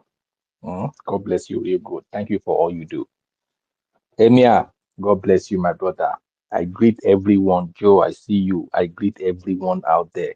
Everyone, I greet everyone. For me, let me start by saying this. Adam, we did the same boat upon this. We did the same boat. Look, in case people do not know, I think we need to know now. Hmm? For whatever reason, I know this is not our topic for today, but for whatever reason, once we carry our hand to go and bring in quote a reform, an electoral reform, know that who can interpret that reform is the judiciary. Okay, so if they write to you to say A and you now say they now did B, then they will have to go to court to interpret in code that new reform they gave you. That means you are taking us back to square one when we already have a one that has been interpreted. They've told us that, okay, no IRF. So why do we want to go and put our hope to just create a false hope for ourselves going into an election? Don't we learn? You've not asked for reform. They are already working. These same dubious people are already working on a reform to say that they want election to be held the same day with the as governorship. You know why? Because who is buying all the governors, and because he knows that the governors will use their money to protect their own election, so that in protecting their own election, he will tie himself to them. Simple, common, simple. Instead of us to be fighting that one to make sure that it remains the way it is. Presidential election separate. Let it be what it is. Don't tie it to governor so that they will split money. Governors will not spend their money for presidential election. But they know all this. They're already doing that. And now we are blindly, give us reform, give us reform. Can't we just calculate? You will get that reform finished. You will go and meet the court to help you interpret it after they do Magomago again. That one is by the side. For me, I'm not a BBM fan. So whatever he likes, he do. But I will advise Nigerians, shine your eyes. And not just him. For anybody called in quotes influencer. For anybody called influencer. Okay, not just him. Shine your eyes in case you don't know. If not, people will just make money over your own struggle, over your own what's it called? Struggles in life and Nigeria. They will make money off it. The earlier you wake up, the better for you. Okay? Don't let anybody cash out on top your own head. Hmm? I rest my case. I yield. Thank you very much, Mr. what did they happen today? See, submission back to back. As in, even both people that are for or against any this thing, it's just back to back sensible. Mr. Collins, they say you will take us back to square one. I swear. Now that's square one I avoid. And I avoid that square one with my entire life. I just want to continue from where we did. At least we've made some discoveries in 2023 to know that okay, it is madness. Let's go with madness. Let's not go back to okay. Oh God. All right. Thank you very much, Mr. Kolade. Let me quickly now go to Emmanuel. After Emmanuel, I would want to make a switch. Let's have a lady's voice. So I'll come to Rita, then before I'll come to George. Why did you say George? Jack, actually. George, when you come, you do like this thing. Wait for that. No, George have been here. He fell off. Oh. Okay. He Okay, has okay. been here longest. Yeah, okay. I've been Yeah, here since like very long. Emmanuel, please go ahead. All Okay. Then, right, all right. Thank you. after I Emmanuel, I'll come every to George before Rita. Hi everyone. Good evening. Good evening, Amir Saddam. Good evening, everyone. So I'll start with this. I've held this view, and I think I still hold it till today. That if your life decisions are still formed by what one person told you at some point in time, and it's not formed by things you've learnt on your own or ideas and concepts that you built on your own, right? You're still growing. And the reason is because if we must be able to get the kind of Nigeria we want, we need to start thinking for ourselves. You cannot keep living your life to chance to allow people dictate what you ought to think part time. So with regards to what influencers say, with regards to what supposed um game changers say or whatever you want to call it, right? If you're going to base every part of your decision, most especially when it comes to the context of the selection of leaders, based on what people are saying or what people have said or the stereotypes you've heard before, for me, you've not grown into maturity. And I will leave it at that. Now, to this discussion on reforms, please let's understand something. It's very easy to do a reform. A reform is just basically we'll write a law. Everybody will just type, oh, law has been written, it has been passed. That is it. But the main question here that we are not asking ourselves is who is going to enforce it? Nigeria has, if you look at the constitution, there is actually nothing wrong with the written constitution. Definitely there are loopholes, but there's nothing essentially wrong with the written constitution. The problem we've always had, that we've been having from time immemorial till date, is the enforcement of the constitution. The difference between Nigeria and America is that even though there is corruption in America, they still have enough respect to enforce their constitution. This is when Nigeria lacks it. So it's easy. You send the reform to Tinubu, he will sign it. After he signs it, when it comes to the time of enforcing it, are you going to beat him and tell him to enforce it? Is it the same enforcement that they were trying to enforce in 2023 that they didn't enforce? So it's so calling for a reform isn't the problem. The main problem is when we call or supposedly call for that reform, how do you enforce it? It is not enough to call for a reform. If you're going to call for a reform, then you better bring up a plan as to how you want that reform to be enforced. Because if you don't have a plan for it to be enforced, then there's no point at all even trying. I yield the mic here. Thank you very much. Thank you very much, Mano. Thank you very much. That's a question that everybody needs to answer, for, against, or whatever. It's a very important question that everybody needs to answer. And I need to remind us that I hope we know Edo State election went actually well. Edo State election held like it was done using a reformed INEC guideline. It went well. Like, but the problem is the output. The output. So let's bear in mind like that. Quickly, let me go now to George. Then after George, I'll come to Rita. Then Jack. All right. I greet everyone. I really have a lot to say, but let me just try to fit in the little I can before my time runs out. On the issue of VDM, I really think we should try not to call a dog a bad name just so we can put it down. VDM has been doing a lot. It has been doing a whole lot in Nigeria. Everything everyone is saying is just based off of speculation and all the rest. No one really knows if he's sponsored or not. But from what we can see, what everyone can see is obvious. He's doing good, a lot of good. So if it is just based off on speculation, you are not well informed. I don't think you just tag him a puppet for the government. I know there are coincidences and there are shit going on in Nigeria. Like example, what someone said, one of the speakers spoke about this abduction of VDM, the kidnapping or whatever that happened recently. It can still be orchestrated by the government without the involvement of VDM. VDM does not even need to know. He's a big name in the country already.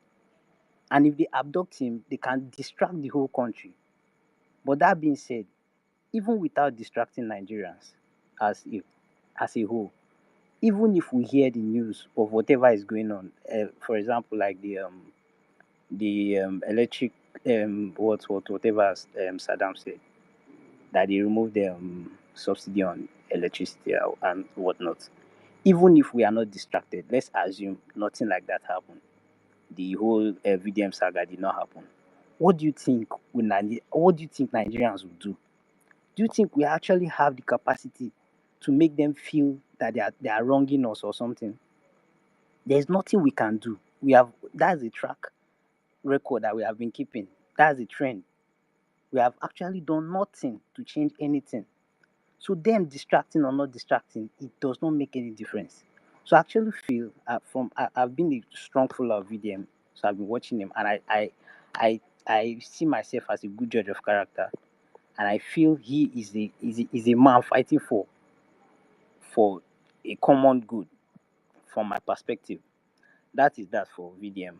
So about this what's it called, the reforms and all that the Randy Peter is standing for. I think reforming does not make any difference whether you reform or not reform. You see, like what happened in 2023 election. We all know, everybody knows that Obi won that election. Pio won the election fair and square. Like, so there was nothing like, oh, this, that. He won everywhere. But the issue now is we are not able to hold the mandate. It was stolen. So what is going to stop it from being stolen again? So it's not an issue of oh, these are the issues that we need to tackle with reforms. It will not change anything. If you know, during the last election, the atmosphere was very heated after the INEC announced the results. But if you noticed, what actually calmed everybody down was the space, the first space Pio hosted. He participated in one of our spaces, and that was where everywhere started calming down because of what he said. He was like, everybody should calm down, and I think Nigeria was at the point of blowing up, like everybody be the para. But Pio contributed to the calmness of that. This thing. If it, I know it to be as if okay, he's inciting violence, and he does not have to say anything. He does not have to say anything. You should just allow the anger take its course. But hearing from somebody that you are supporting, somebody you are campaigning for, coming to tell you to calm down, that he knows what he's doing, we actually left it in his hand, and they fucked him up in the courts. So I think we should hear from him what he's going to do, or what does he intend to do, because he cannot just repeat the same cycle. That is a madman thing, doing something, the same thing, and expecting a different result. You cannot just go to the next election and expect to win again, then allow it to be taken from you. What is it Peter will be going to do? Not just us. We'll do our part, we'll play our part, but what is he going to do? I yield the mic. George, Yeah. leave what Peter Obi is going to do. What are you going to do? Sure, No, I'm no, waiting no. Peter Obi. Of course. See, we have what we are going to do. Is No, not you have. What are you going to do? Of course. See, if in my own opinion, I Eh, think Nigerians we should just replicate what happened in Sri Lanka. That's the only way we can save our country. All these other okay. just plenty Eh, talk. now that you said what you would want to do, I'm sure Peter Obi will be Yeah. thinking about what he will do. All Thank you right. very much, George. Yeah, good. All right, quickly going over to Rita. After Rita, I'll go to Real Jack, then come to Bukata, then married bachelor. Wahala. Hello, everybody. You say Wahala.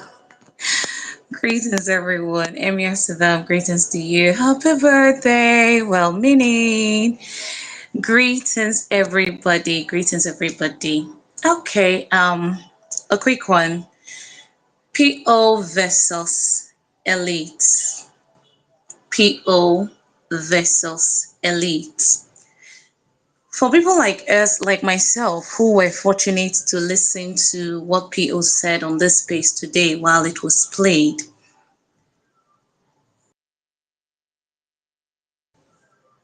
that the question His Excellency Peter Gregory Obi asked was apt and timely. What was his question? His question was, where are those people who protested against Goodluck Jonathan as a president then? Are they dead?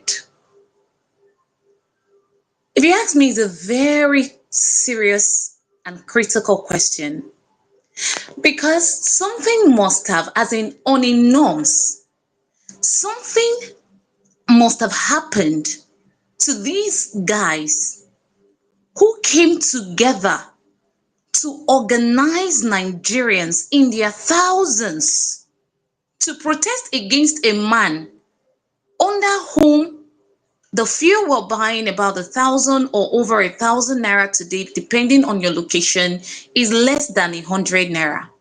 Something must have happened to the people who protested when the biggest loaf of bread was less than 200 naira.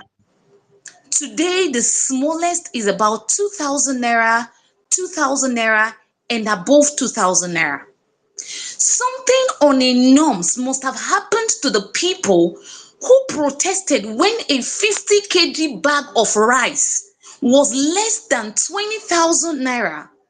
And today that is above, okay, that is about 100k and above 100k in some area. They could not, they're not protesting and they're not doing anything. And then it had the GO that claimed to do prayer work at the time when Nigerians minimum wage can buy conveniently good, as in you can stock your home, you can pay your children's school fees, you can pay your rent, you can also save to even buy a car. That the GO that came to prayer work is now telling us that our problems suddenly, now that things are way expensive, are spiritual. So on a norms, for these people who protested when things were way cheaper than it is right now, and all of a sudden they are no longer, or they can no longer protest, something must have happened to them. So the question he asked was so apt and timely. But instead of the APCs, whom I don't know if they have problem with the truth, instead of them to be looking at some of the salient points that this man is making, they are attacking him. And Akpabio, who ought to be the Minister for Women Affairs, parading to be the Senate President of Nigeria, who has legislated Nigeria to the point Nigerians are now being seen picking food on the streets of Nigeria, is now having the mouth to say, what did PO do? As in, he should go and fix the problem in LP before coming to talk about governance. If no be the way Nigeria be, who be Akpabio, the current Akpabio that we are seeing now? Who is he to call the name of His Excellency Peter Obi when we are talking about governance in the real sense? So, seriously, seriously, it's just that these guys don't have shame. And that's why they kept on saying some of the things they are saying. You are a Senate president. Under you, Nigerians are being seen picking broken cement to the giants of Africa. Under you, Nigerians are committing suicide as if it's a normal thing. People are jumping into the lagoon. Some are jumping from what's it called now? Is it bridges? Just ending their lives. As if they are going to somewhere and coming back. And someone is there telling you that this thing you're doing, you're not doing it well. Instead of you to think of how to, retrace your steps and begin to do things in a different way. Each time this man talk, you guys are attacking him. And you know deep down in you that what he's saying is the truth. At this point, I want to say thank you for Tinubu, like Uncle DF said, Uncle Dele Farotimi. Because if not for the likes of Tinubu, I would never know that a man who's bearing the hallowed name Noble Laurel will one day go back on his word. You said you were going to rate Tinubu after a year. This is May. Today is May 8th, if I'm not mistaken. In the next how many days, he will be 2 years in office. And your rating is yet to come. Instead of you to rate him, you are going to talk about a Burkina Faso, that the man is working wonders. A young man whom your son, according to the picture of Professor Wole Soyinka's son that I've seen, Soyinka's son is even old enough to give birth to Captain Ibrahim Traore. Captain Ibrahim Traore of 36 years is doing wonders in Burkina Faso, to the extent they have targeted that man to kill him for about 20 times or more. You are going to criticize him, and you have your own here. You can't even say anything because of pot and pan that was given to you many years ago. or because your name, you're named over one thing or one thing. Anyway, thank God for Tinubu. Because thank God for Tinubu, because some of the people we ought to have celebrated as legends, not knowing that a time like this would have come if Tinubu hadn't come. Now we have no. You can, as in, you need to see me the day I saw Wole sewing. I did history. I'm an art student.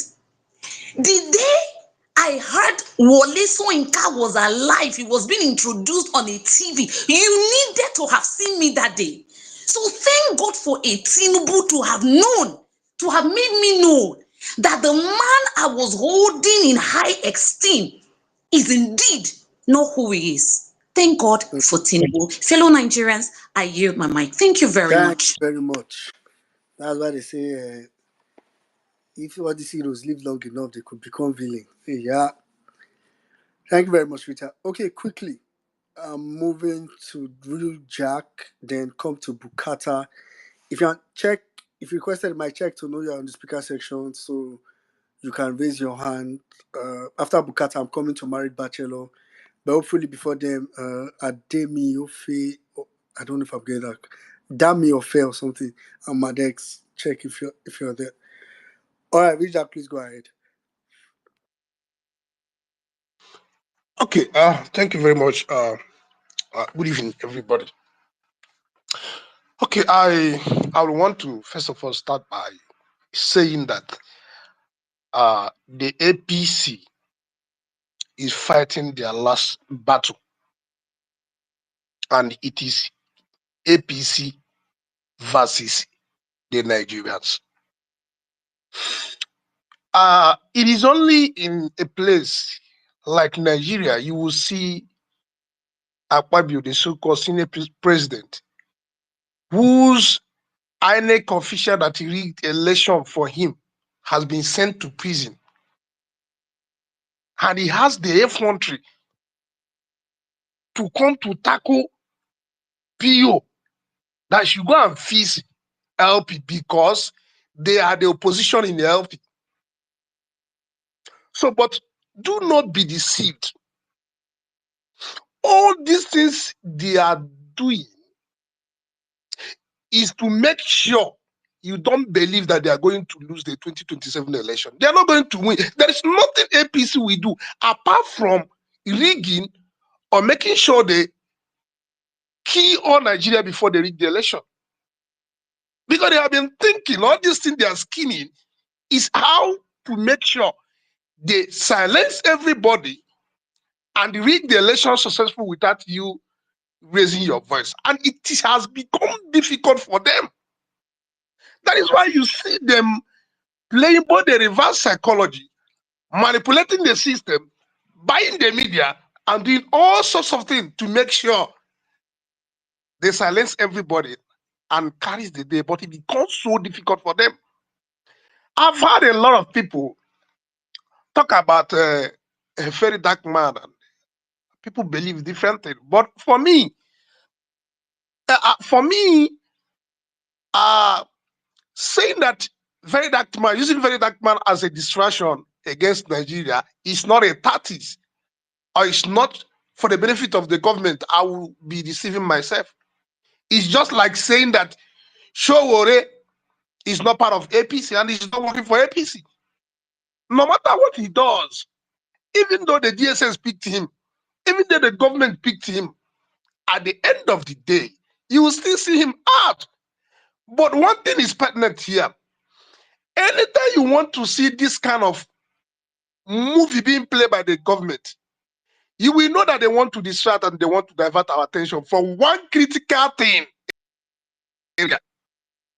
Like some of us has rightly said, how the president's son, in quote, we kidnap, torture the man's president, and at the same time arrest him, detain him in the DSS dungeon, and compel him to make apology, even though that was what he did, is only in a place like Nigeria that you see the conglomerate of criminals assembling together, wanting to dismantle democracy.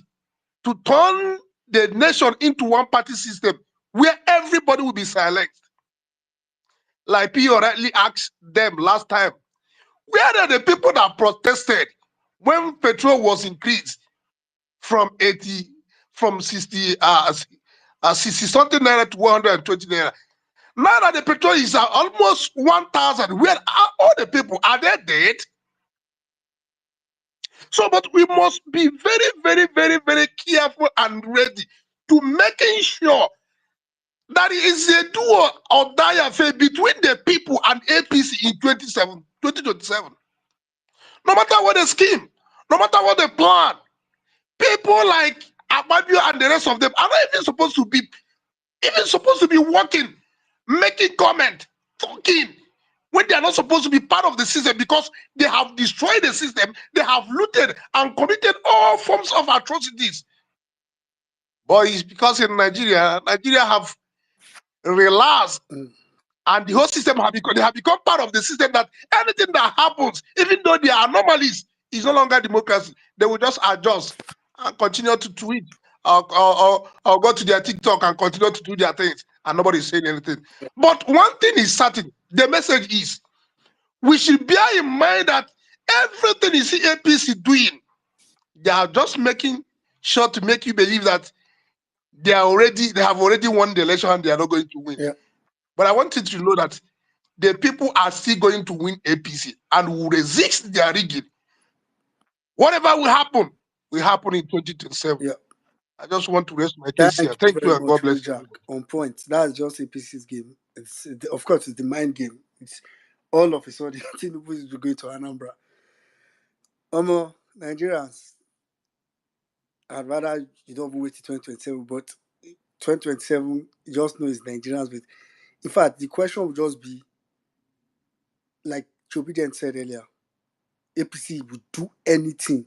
APC would be desperate to get power in 2027. The reverse of that question would be how desperate will Nigerians be to end the suffering? So that's the real question. How desperate would we be to want to end our sufferings? Thank you very much, Rujak.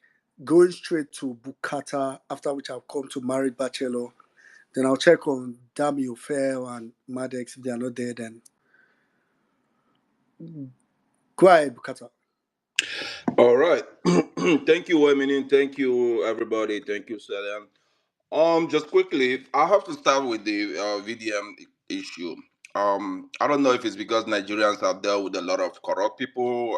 Like they say if you are being bitten by mosquito, anything that flies around scares you. Until VDM has any obvious case where he has committed crime, then we should go by that. So let's take it from the face value. So far, all the video I've seen about that guy is about promotion, fighting for the common man. So the tax is divided. Anybody's on his own side fighting the better fight or a better cause to move Nigeria forward.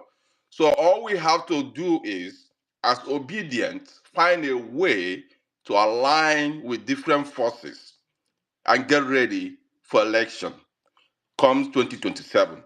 All this fighting, this side, criticizing, all this, I don't understand that. I don't understand because I haven't seen anything that shows that that guy is doing something bad. Point and plain. Okay, that's being said. Secondly, also in the case of planning for 2027, I've seen it's kind of like a two case study here. Some people are talking about going for reform, electoral reform. Some people are saying, "Oh, let's make sure we start the revolution on the election day."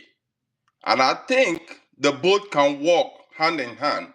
Regardless they pass reform or not, election day has to be revolutionary. If we're ready to move this country to the next level, that election day has to be revolutionary. We already have an idea of what needs to be done. The problem is now how to do it. And my thinking is, okay, Nigerians, how many police people we have in Nigeria? How many numbers? How many are there in numbers? Or military? How many? We are 200 and something million Nigerians. If obedience can work hand in hand with um, different influencers that mean well, the people that different groups, like for instance, this fraction president that that obviously you could see that the guy is incorrectable. For him to reject 100 million and got beaten by it, those are the people that we find out to bring into our circle. And all we need to do, building coalition, alignment, getting aligned with well-meaning Nigeria. I heard somebody that just said earlier, I think a Ponty or something, saying about, oh, just give Tinubu 4 more years. It's okay, we're just ready. I mean, that's the mindset of Nigerians that sometimes just baffles me, man. You guys are suffering. There's a hunger in the land, and you're ready to just suffering and smiling. It's okay. Let's just let them just do 4 more years instead of us to plan, strategize. How will you, if on election day, if we have 100 able men that will mount each polling unit, make sure, because we are not trying to rig. I think there's still good Nigerians out there that can be motivated, that can be called upon and get ready based on training and preparation, and be ready to mount each of these polling units and follow it up to the last place they are they are collating the results. So this idea of kind of like we're giving up, I don't understand. I mean, we already have the idea that this is the best way. I'm not saying reform is not good. The people that are fighting for the reform, it's okay. That shouldn't discourage us. They should do their thing. The point here is everybody on your own end, wherever you can do, keep doing it. You're pushing for reform, that's fine. If we get it, but I doubt it will happen. The only way they will try to push their own uh, their own reform that will favor them. That's one we're also gonna look at to make sure that that doesn't happen. So that's different. Whether there is reform or no reform, the plan of mobilizing people on election day to make it a do or die affair is the most reasonable and feasible solution. Yeah. That's that's my take. I hear the mic. Thank you. Thank you very much, Bukata. Totally agree with you. Like I like the way you put it. Both of them can go, but I think the real conversation is what is priority. Well, like Bukata said, we need to know that the word is just conditioning people's mind to know what to expect is the real thing. Thank you very much, Bukata. After which, now I'm going straight to Married Bachelor, then I'll come to Madex. I'm guessing Damn Your Fair is not there, so but we'll see. Thank you, Vawulence Space. Thank you, Emia Sada, and the co-host. So just a quick one, just to quickly support what I think well-meaning Nigeria said initially regarding the reform. You see, if we are being honest with ourselves, we do not need any kind of reforms again. First of all, I'm trying to watch my language. I know this Vawulence Space, but I want to be courteous as much as I can. So going forward, we do not need any kind of reformment.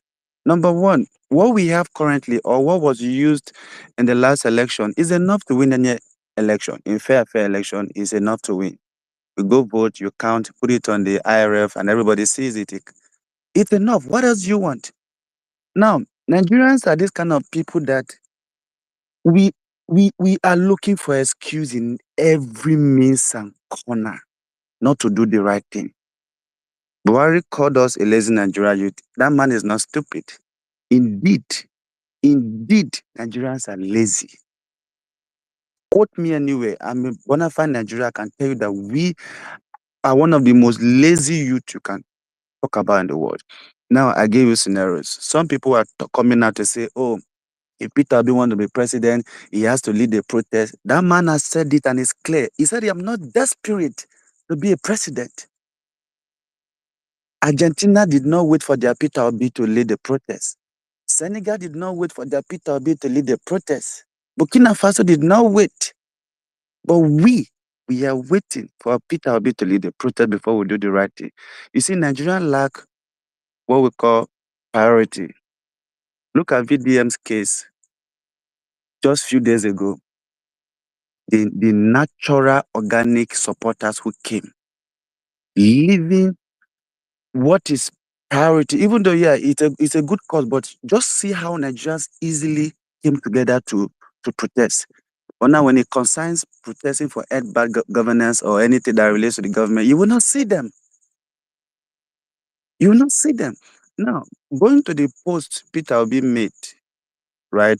It's a normal thing. Even if Peter Obi comes out tomorrow to say, today's my birthday, the opposition is still going to fight him. Now, I want to make it clear. Showore is the most useless opposition member in politics. Showore is making it clear day by day that is being used by the APC. Number two, Nigerians are easily distracted. Tomorrow, Showore will take camera, go to the court or disrespect the DSS, and before you know, you see Nigerians say, this is our president. We prefer this over Obi. We are easily distracted. We are not focused. And again, anyone who says VDM is a distraction is unwise to say. You might not like VDM. It's okay. It's completely fine. But it's unwise to say VDM is a distraction. If you are easily distracted by things like VDM, then you are not focused. You don't know what you are doing.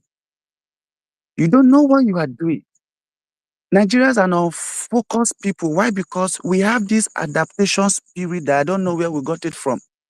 I can tell you for free, if bag of rice becomes 500K tomorrow, even the poorest Nigerian will eat rice, will not complain. Even if 1 gig of MTN becomes 12,000 naira tomorrow, we'll only rent 1 week max, we'll move on. I don't know how to explain this part, but the way we easily adapt and move on to a situation, it's crazy. The two most honest politicians I've ever seen is Tinubu and Peter Obi. Peter Obi made it clear, I'm not desperate to be a president. So if you are waiting for me to come and lead any protest, you're not going to see me. Politics should not change my principle, my personality, who I am. Politics should not change it. That is who he is, and that is how he wants to win his election. The second most honest person is Tinubu. Tinubu made it clear. He said, I will reduce their purchasing power, slow down the economy, widen the tax net. Exactly what he's doing. So again, Nigerians, we are not ready. And let's be honest with each other. This country is not worth dying for. Peter Obi comes tomorrow to lead the protest and they gun him down. In 1 week, 1 month, that man is forgotten. That's how fast we move on. That's how fast Nigeria move on. What is our problem? We are lazy. Our second problem, we are too adapted. We adapt too fast. That's why you see an average Nigerian going to Sudan, surviving, Yeah. succeeding. The last time when Sudan had their war or whatever, I'm asking, what is a Nigerian doing in Sudan? Mm. So these are the issues on ground. We do not need any reform. Number two, Showore is the most useless opposition member. I don't know his pain. Why he's fighting? This is the time to come together, but All right. rather, this is time he is even adding to the pain. Yeah. Thirdly, VDM is not a distraction. If it's a distraction to you, it means you are not focused. It means you don't even know where you are going. It means you don't know what you are doing. He's just a Oh, normal human being doing his things. all right. So, thank you for the opportunity. I hear the mic Thank you here. very much.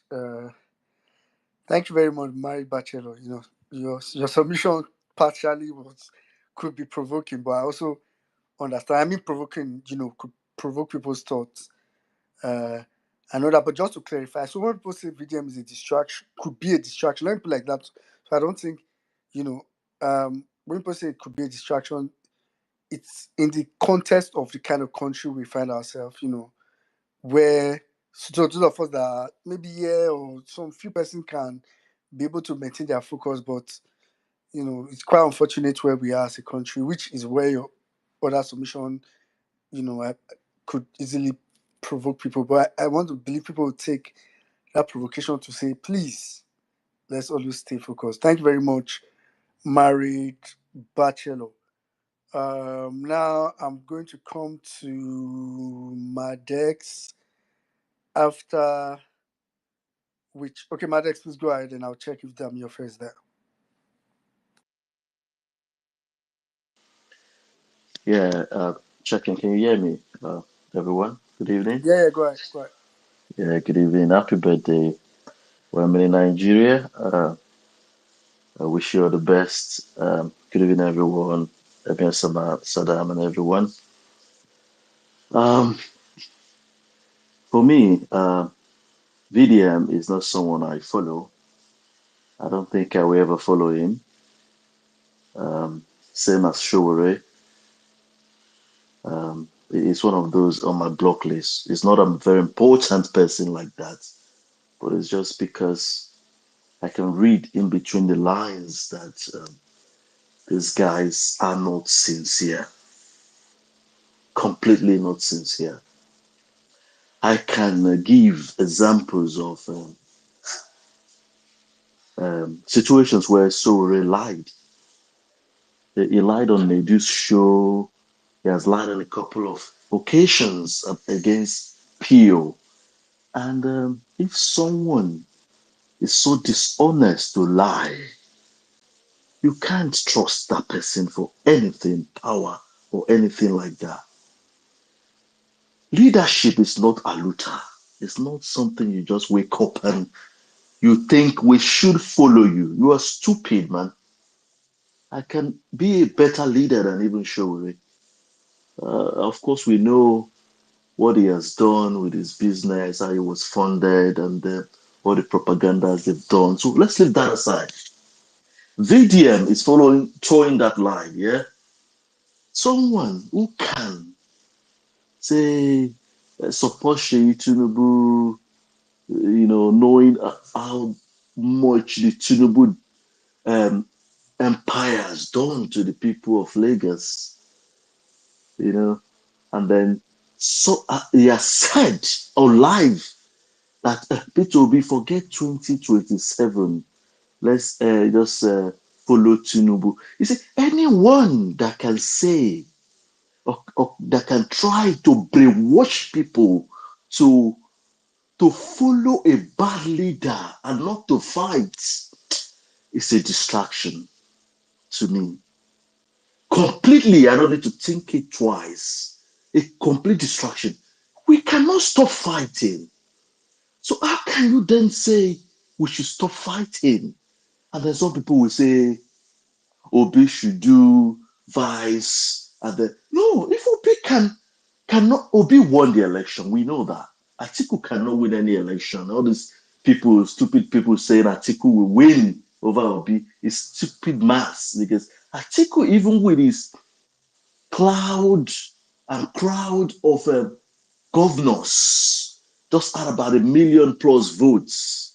That is the one INEC gave us. Who, you know what I mean? Atiku on his own will be like Showere, to be honest. If he gets Kwakwanso, yeah, it will be like Kwakwanso if there are no governors to rig for him. So forget Atiku, forget all those nonsense they are saying. Those are distractions, yeah. So the problem is Nigerians want Messiah, a messianic figure, like the the things about Nnamdi Kanu, the things about VDM, someone who will be in the forefront, who will do some good and then brainwash them with some bad, more good and many parts. Never forget it. Those are distractions. Anything that is telling us to continue to be is a distraction. Completely, no one can tell me otherwise. Yeah. What we need are institutions. We need people to continue to fight for a PO's presidency, and I think that's what we need. I think this guy is a complete distraction. So for me, I can All right. see the time is almost up. I'll just end it here. So what I'll say is, let's not give up. Let's keep fighting. Let's keep fighting. We're going to do more than we did in 2027. Forget it. Anyone that is thinking that we will be scared, forget it. Nigerians will be more angry. Nigerians will do more. People will pump in more money and time. Anyone telling you that we will do less is lying. Is lying. All right. Well done for what you're doing, guys. Yeah, Keep it thank up. you very much, Yeah, Codex. well done. Thank you very much for that submission. You were I like submission are very clear. Like not you're very clear on your submission. Thank you very much. Damn your fair, are you there? Jobident, I'll come to you now. I'm not sure say this guy did it. All right, damn your face, no, they're kind of already suspected. Jobident, are you ready to? I know you said you wanted to say something or add something. If you are still there, okay, maybe I don't know. Maybe Jobident is not close to his phone, but if you get close to your phone, you can unmute. But while you do that, I'll just first start by thanking everybody that was able to join the space today. I don't know about you guys, but personally, I enjoyed the conversations today. Of course, for me, enjoyable conversation is not. I know conversations where I agree with everything everybody says, but it's a conversation where, um, you know, everybody's trying to say something. I'll pick from what Joe Biden said, which is pretty much what I've been emphasizing from the very first day we returned for Violence Space, what we now call season two. That I want to, in this new phase, in this new era, in this new stage that we are in, I want to reduce on telling people what to do. As I know sometimes it's very difficult because sometimes you feel like what you think should be done is very clear. So it's very difficult for you to just ignore and just say, okay, you are tempted to just tell the person, no, this you are doing does not work, right? But I've told myself that I'll consciously cut short on it and focus on what I want to do, what I believe in, what I believe will work, make it a debate.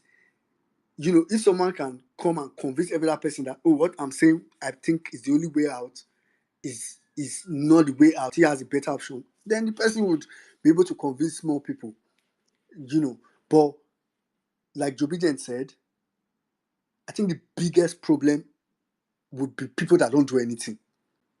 Like if you don't do anything at all, like you are neither here or there, you are neither out or cold, you are neither INEC reform or I would prefer if you are outright military like my brother Justice. Say military take over. And let me just quickly give a shout out to our military officers below 40. Please, I personally will support you if you can move to do what Ibrahim Traore is doing. I'm a Nigerian by birth. I'm from Edo State. I will support you. I will support you. So no problem. But just to make it clear, that was diversion. Even if you are like justice that believes, oh, military should take over outright, like that's the stand, or you are like, my brother Randy and some other person that believe, oh, let's push INEC to do reform. If they can do a lot of reform, it will help us in 2027. Good.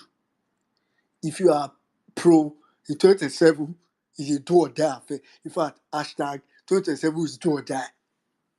Like me, is good. So I'm not going to condemn anybody that believes in how they want to fight. But if you just don't have anywhere you are standing, you can even stand in more than one or two places.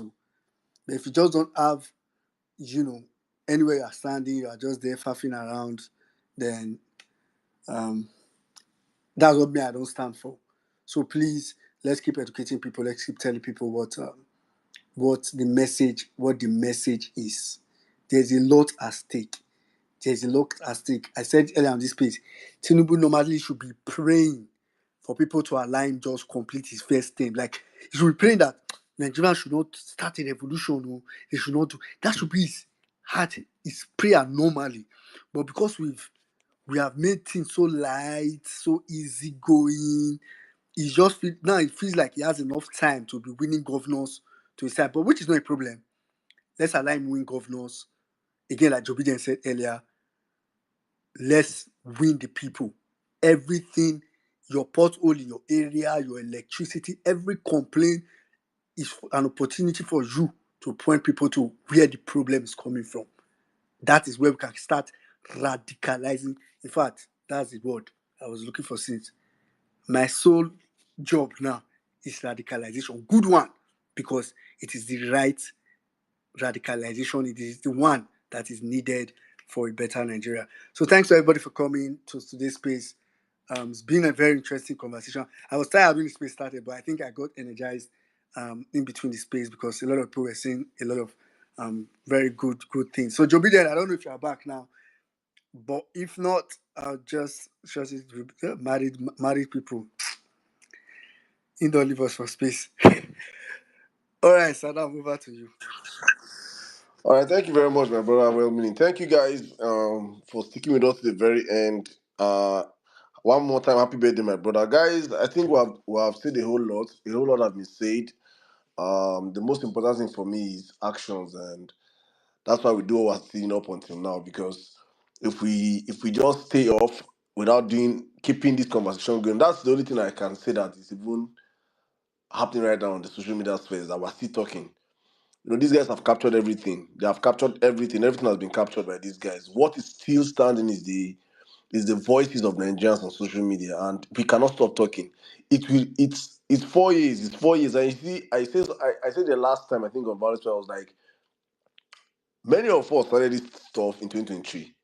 I've been politically conscious since I was a kid, but I never participated in the politics of Nigeria up until 2023. As when I mean participate, like canvas, push people out, do what we did and everything. I've always just been a passerby. Well, we think win, hustle my team, enjoy myself and everything. But times have changed, the stakes are higher, and we came out and we did what we have done. And we did it just once. And you see, in the usual Nigerian nature that we all possess, is that when we do something and we fail, we just abandon it. We never try and try and try again. And that's the difference between us and successful people. When I mean successful people, I'm talking about successful criminalized politicians. They do not stop. They do not end. They do not know when to fail. They keep going and going and going and going until they get what they want. If bad people can be consistent, there is no reason why good people should not be more consistent than they are, because good things help the people more. But bad things are just for a selected few. So it's important for us as a people that we have to be consistent to understand that it is not just one shot at getting Nigeria. It has to be a consistent shot, trying and trying until we get Nigeria back. If we do not try, honestly speaking, as I always say, we will stay back here. Look how they are grooming their children. Weekend is carrying his child as his this thing. Anyway, we can go any international trip, we can go in Peking go near them. That is grooming. This one in Peking go school. Nobody always say weekend is a tout.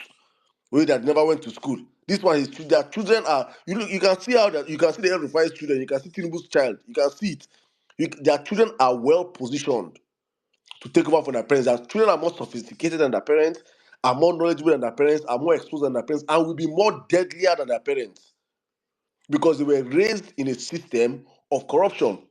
They were raised in a criminalized system. They do not understand that it's just they know how to be able to steal better than their parents and suffer and just better than their parents. So we as a people that know that we have this shot at taking back power, we have to work as hard and as hard as possible.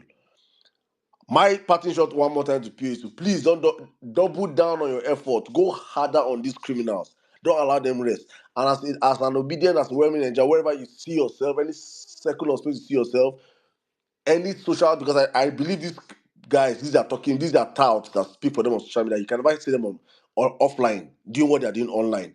When you see them online, do not give them breathing space.